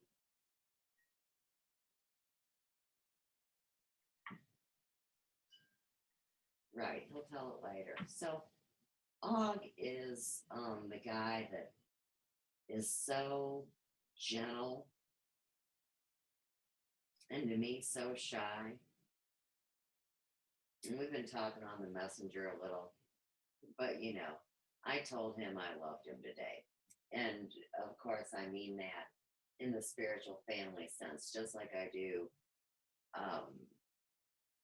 any of these dear men that I would hug and embrace.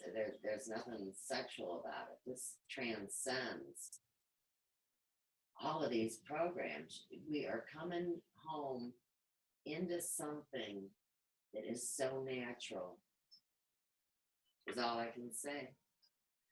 All right. And like I told you, we have confirmation of spirit. And for those of you guys that know me, when something is going on that I want to witness to, I will say confirmation of spirit. If it's going on current time, I will say phenomena in progress. And when I get real jazzy, I add little words in to let you know exactly where the direction is. Now, the thing about fear, I lived my first 38 years of my life fear-based.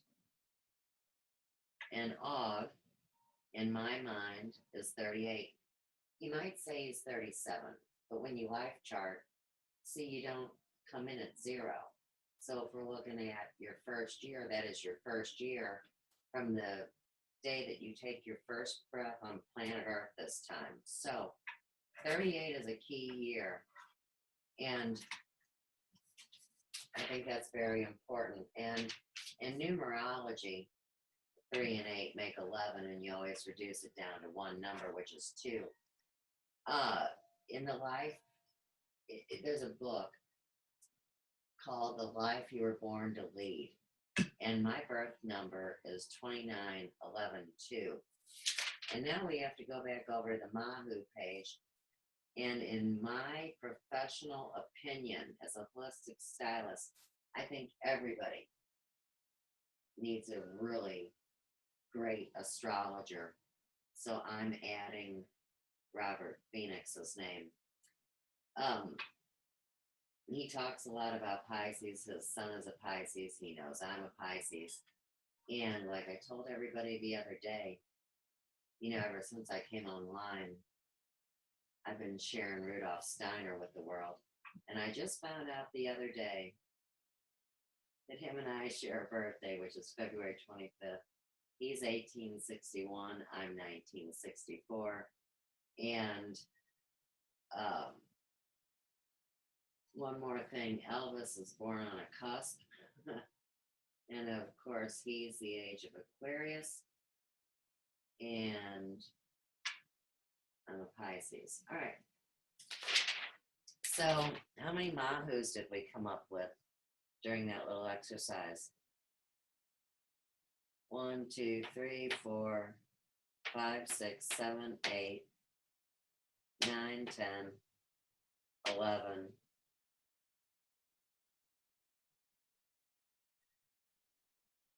My bad. The 12th one is Chuck Norris. And that's the God's honest truth. All right. Let me just uncross my legs. Get back to Og. Let's do this. Remember, he's got this crown of thorns. And he's such a gentle man. Like, he didn't even want to break the twig. And you should have seen him bend it up. See, first it was going across his neck like this. And he said, you know, he wanted to focus and intent to make sure that the experience was positive instead of negative, right? And so he bends this thing up, and of course it's out of the camera range. We don't know how he did this, but he made sure to let people know, or maybe it's upcoming, don't worry, it's not going to flip back and hit me. So back to our mystery school with Mr. Aug Tellez. And so, and then so basically, the development, infancy, the psychosis, and then the other part of psychology 101 is, that's for the most part, I kind of ran through it, is besides interpreting symbolism and things like that in society, reality, advertising, connecting that to subconscious memes and things like that. But the other aspect is the perceptual qualities, or more so the perceptual nature of the mind. That reality is more or less composed of perceptions, which are stimuli, raw data, brought up through the senses, organized by areas of the brain, excuse me for just like jumbling up all the complicated processes of neurology that could be used to explain the synthesis of perception. But they turn that raw data into a kind of subjective experience, which more or less is used to create a subjective, neurologically generated in that way virtual reality.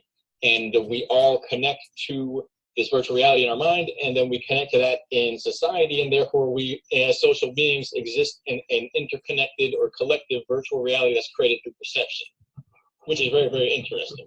Because you can imagine the dog's running around, he's not in the reality that we're in, so who's in the real reality? We would say us because we're smarter.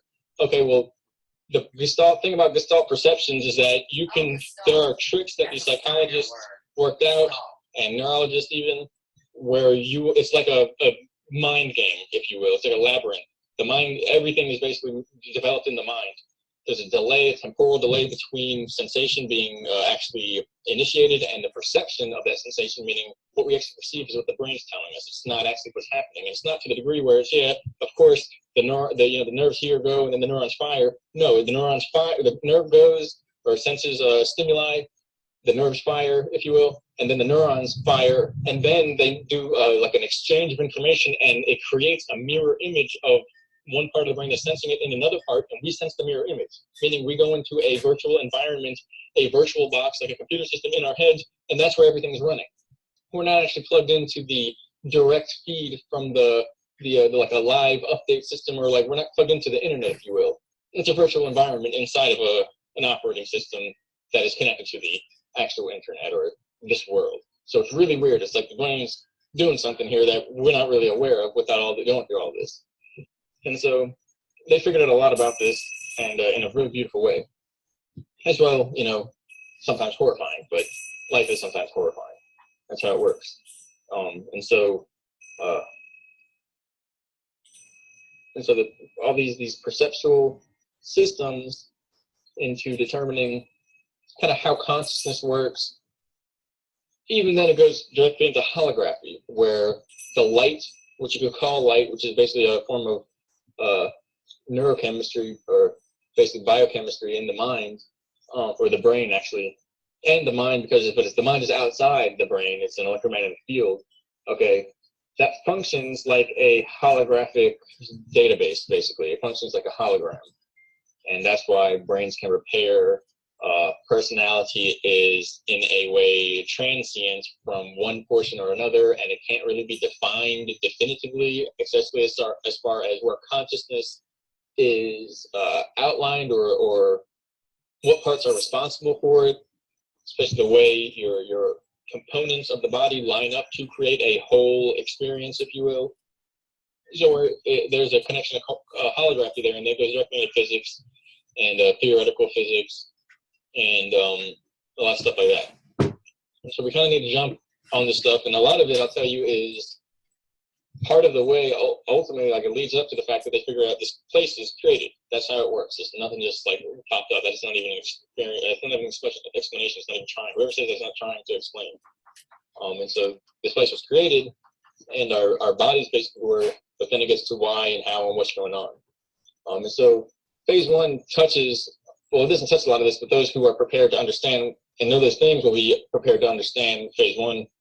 And as well, it comes down a lot to the legal system, how it's basically mirroring a spiritual enslavement system, harboring knowledge and hiding the truth under a series of wild perceptual systems, illusions, through the language and etymology, and just like outlining a world which is not really what's going on here. For instance, the stuff that they teach us and tell us in the background, they specifically tell their people, this is the lie that we tell to everyone. It's not like, well, we think this is what it is, but we really don't know. So they say, this is the lie that we tell other people. That's how it works.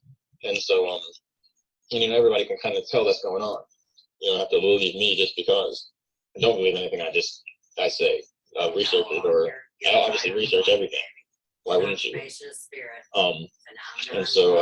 And so it goes kind of from there into the corruption system, how it's prevailed since very, very early on, and why that is goes into phase 3 and time and stuff like that and consciousness. But phase 1 goes from there into the corruption, the exposure of corruption, the education, judicial, monetary, pharmaceutical, even agricultural, and like the food industry, and environmental industry, archaeological, scientific, all this stuff, all these industries, these groups, basically coveting knowledge and telling lies to people.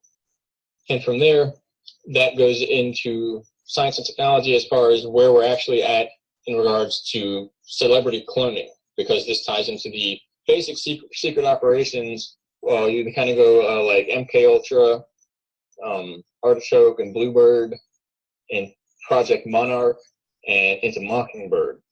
MK Ultra is drugging trauma-based mind control, as far as really not even trauma-based mind control, but part of that, and then part the kind of exploration of the consciousness of the mind, the subconsciousness of these other areas of existence.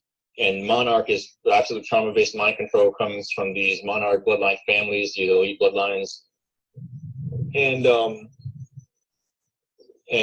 Artichoke and I think Bluebird was where MK Ultra, they picked up off of MK Ultra, because when something gets closed down, they just change names. So when people figure out years later, oh, MK Ultra's going on, now they go back and say, oh, it was closed in the 70s, but in reality they just changed name and went to something else. And so then Mockingbird is how to control the population through media influence, and how media influence through celebrities and key figures can control basically the population, the minds of people, to control ultimately the big whoop is the future, to control what's going to happen, because people program the future, program the collective mind, program this field of energy around the earth to guide this whole environment, this whole society into where we're going and what's going on. And they knew that and knew it, and that's where all this ties in. I'll just, give them benefit of the doubt. Part of this is because without some type of control system, everybody just like fights each other, because we're all different species, honestly. We're all different beings. That's how it works. And everyone doesn't really have a collective system for communication and for integration. So at that point, where we would go is like directly into a brick wall as a species. And as well as giving them a big benefit of the doubt, because there's ways that can be could have been used to integrate this. However, they've been avoided because of these secret aspects of control, mind control, and basic power struggles. And so from there into the celebrity cloning ideas of this, the aspect, and how that relates to these underground bases and these secret projects, these unacknowledged special access programs. And that's basically the first of it. But the idea of me bringing this is that it hinges on the exposure of the corruption, as well as the question of advanced technology and cosmic intelligences. That's basically the corruption, advanced technology, cosmic intelligence. And I don't want to say UFO and aliens, because technically, if you don't know what you're talking about, you could be looking directly at an agenda. by talking about those issues. And so, which is basically mind control agenda. So, make up your own mind about these things. And the whole idea behind that agenda is so you don't make up your own mind, you just believe what somebody tells you. And so, that's a spiritual enslavement. And it's reality entrainment. And so those three are basically the basics of the first one. Just kind of went off completely. I haven't even started a list yet, but we'll see where this goes. It's kind of interesting. And then phase 2 is advanced technology. That's where it is. And I kind of want to talk about the reality of the soul and electromagnetics and electrogravitics and the basically the hidden technologies. And that's actually that's phase 2. How because basically you look at it like phase 1, corruption, celebrity cloning, the kind of key issues on the mind control, trauma-based mind control, this mass mind control system. And then you look at and that you got to think every level is going to blow somebody's mind, everybody's minds, because that's the truth. Is we've been in a society where it's been hidden, so that's the nature of what's going to go on and what is going on. And so you look at phase 2, it's the same thing. Only each one is modeled differently, and so this one's not going to be about the corruption. It's about how far the technology goes, and it will blow your mind. But it's also not just like they made up some stuff or invented some technology that does things. It's like this shows us who we are. Each layer shows us in history and this society, all the way into phase 3, where it leads into the origins of humanity, the universe, the cosmic intelligence, and what it all really means. And it wraps up and ties together. And so with phase 2 in the advanced technology, basically how electrogravitics work, how these scalar mind control systems work, how energy can be transferred from a transmitter to a receiver and power a city in the same way, and that'd be kind of very high powered. But in the same way, energy can come from a transmitter to a mind and influence or modulate the perceptions, the thoughts that are occurring in somebody's mind or emitting. And so it's all about waves. It's all about, honestly, Tesla said it's all about frequency, energy, and vibration. I think that's the order. I usually mix up the orders of things. And so basically, it's all about waves. This is like a hard one as well. I'm writing a post on this too. I think I mentioned the same post before about how consciousness is kind of like a wave function. It's a process or it's kind of like a collective illusion. Okay, you have an ocean, and the ocean has a swell or a wave.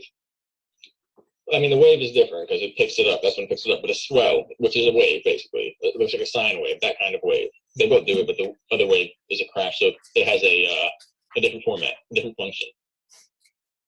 And so it's kind of like a scalar wave, how they crash. Well, a wave in water crashes, well, it begins to carry the water with it and throw it. A scalar wave makes vibrations, but then when they clap or crash together, it actually throws energy. It's the same concept. And so, but you have an ocean, flat line of water. Think of one of those testing facilities where they have like these wave pools and all types of stuff like that. It's really cool stuff. And you have like a clear tank or whatever, and you have the wave going across the water. Now, what is in motion? Cows doing aerobics. What is in motion from A to B? Don't say the water, because that's not. I mean, you can put dye and you can put bobbers or whatever's, floaters, and they stay in the same spot. They just go up and down.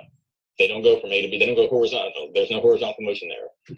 And the water molecules are basically the same thing. They just go up and down. While the wave itself, in the in between compressions, basically, the wave of energy is what is moving from side to side. So now, is energy material? Does it have mass? It has force, but it doesn't have mass.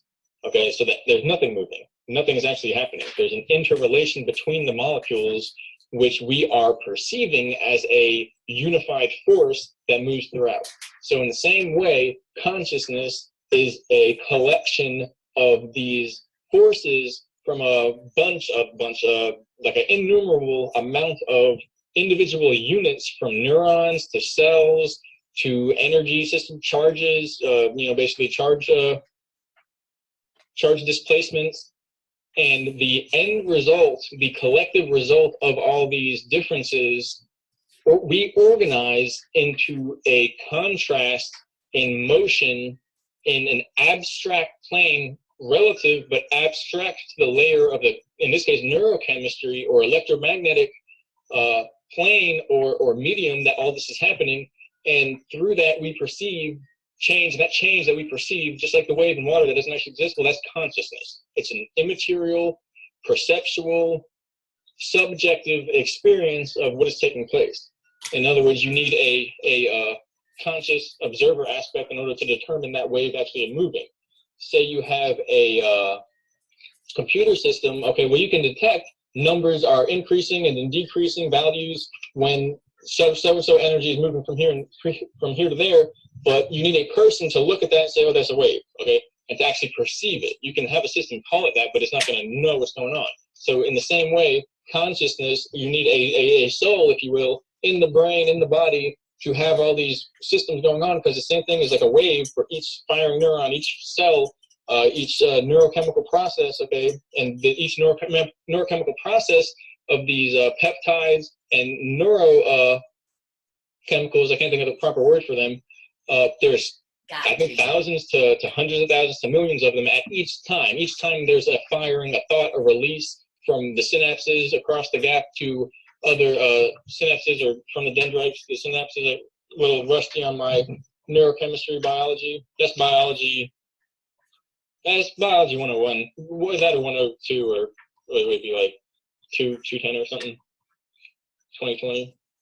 And so there's nothing about any of this that is just a ball bumps into another ball and you're like, I haven't thought. It's just a wave crashing into foam, rising and collecting and sizzling back down, and then the process repeats itself. And that happens thousands of times, if not thousands of times a second, and each one of those collecting into a collective singular experience. That's us going, oh, the room, a tree, wind, okay? It's all stimuli dependent, until this is an interesting connection with neurology and psychology, stimuli dependent. And what happens when you close the stimuli out and you move into a subjective state where only you are experiencing what subjective stimuli you are also creating, and you have a feedback loop. That's when you go into another environment that is basically, it's like you're in a virtual environment in your mind, and in that virtual environment that's not actually connected to the world. Okay, imagine you shut off the internet, and now you're literally just inside the operating system messing around in a virtual simulator. Okay, well, that weird stuff begins to happen at that point. You can basically create anything. You kind of do these experiments inside your mind, and the idea is once you do those experiments, you're actually connecting to a world that exists abstract or independent of this world, yet the experiments can coincide, where you can find the truth reality in your mind, even though they're two different worlds. And it makes it look like they are actually the same world. And it's the same with a superpowered computer system. There are supercomputer systems where they can determine projected realities, holographic simulations based upon artificial neurons, all the way down to you get basically artificial neurochemistry. And when they run those, they can basically initiate changes in the real world. Very strange how that works. That's kind of like the bottom of phase 2, because once you do that, then you get into, phase 3, where what is this world? How has this technology influenced this world? What is really going on?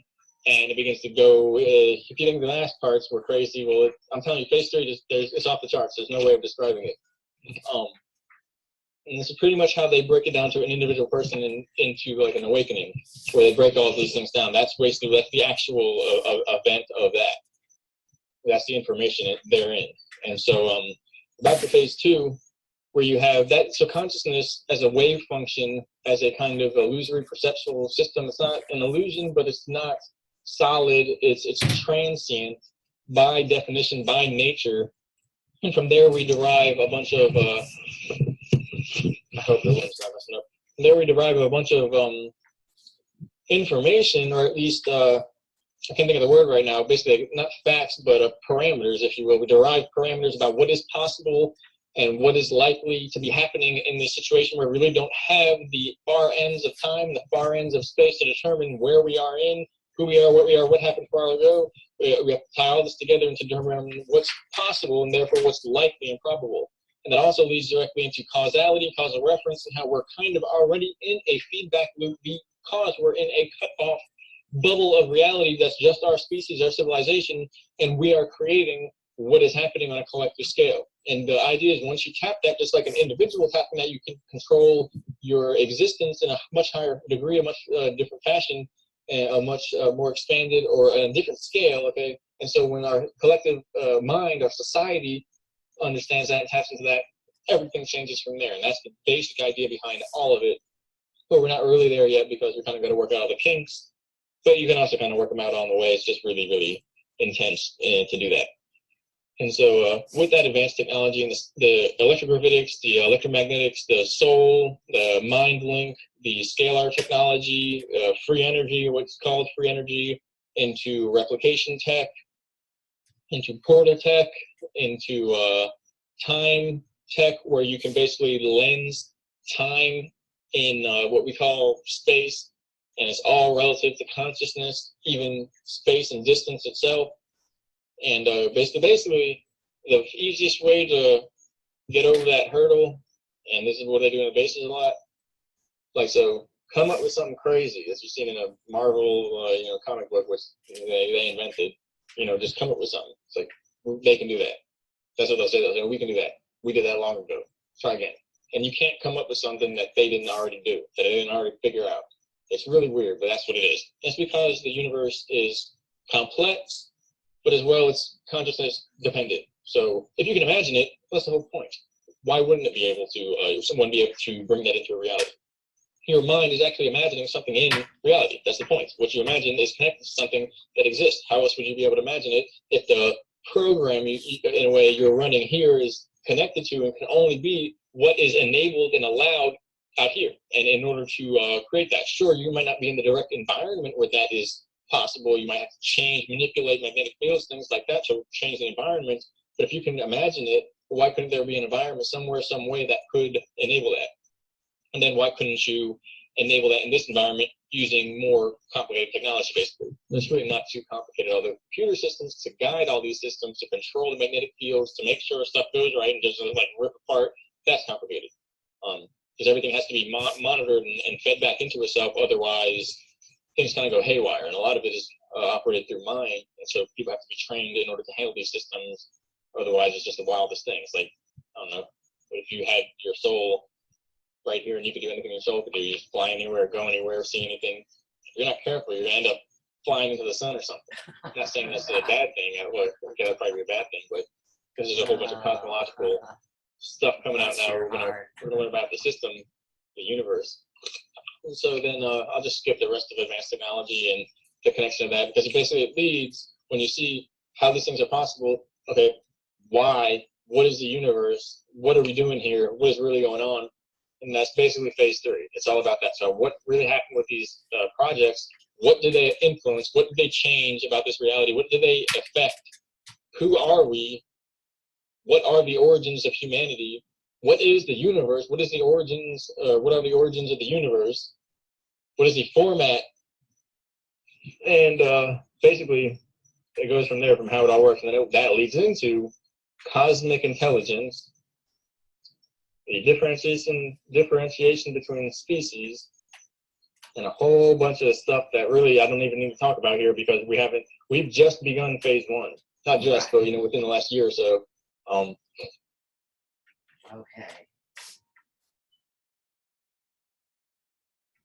All right. So you guys are getting a feel for how this works, and we're 34 minutes and 12 seconds into a video that is an hour 12 and 32 seconds. So this is the paper that came out of session 2. And I gotta grab my other piece again, because I will need it just for an illustration. All right. So I have to go back and remember where I started. And something funny I want to say is I really wish and I want to manifest my shorthand skills again. Because, in high school, I had 3 years of shorthand at Luther North, Greg shorthand, and I loved it. Now, of course, I knew I really wasn't going to be a secretary, so when I became a hairdresser, I think that my mind went a different way with my art. But when I was sitting in the chair off camera is when this first piece of paper happened. So let me put the screen on myself, and then I'll be able to show you guys my scribbly. I guess if it was shorthand, you wouldn't be able to read it either, would you? Oh no. Why does this say mute?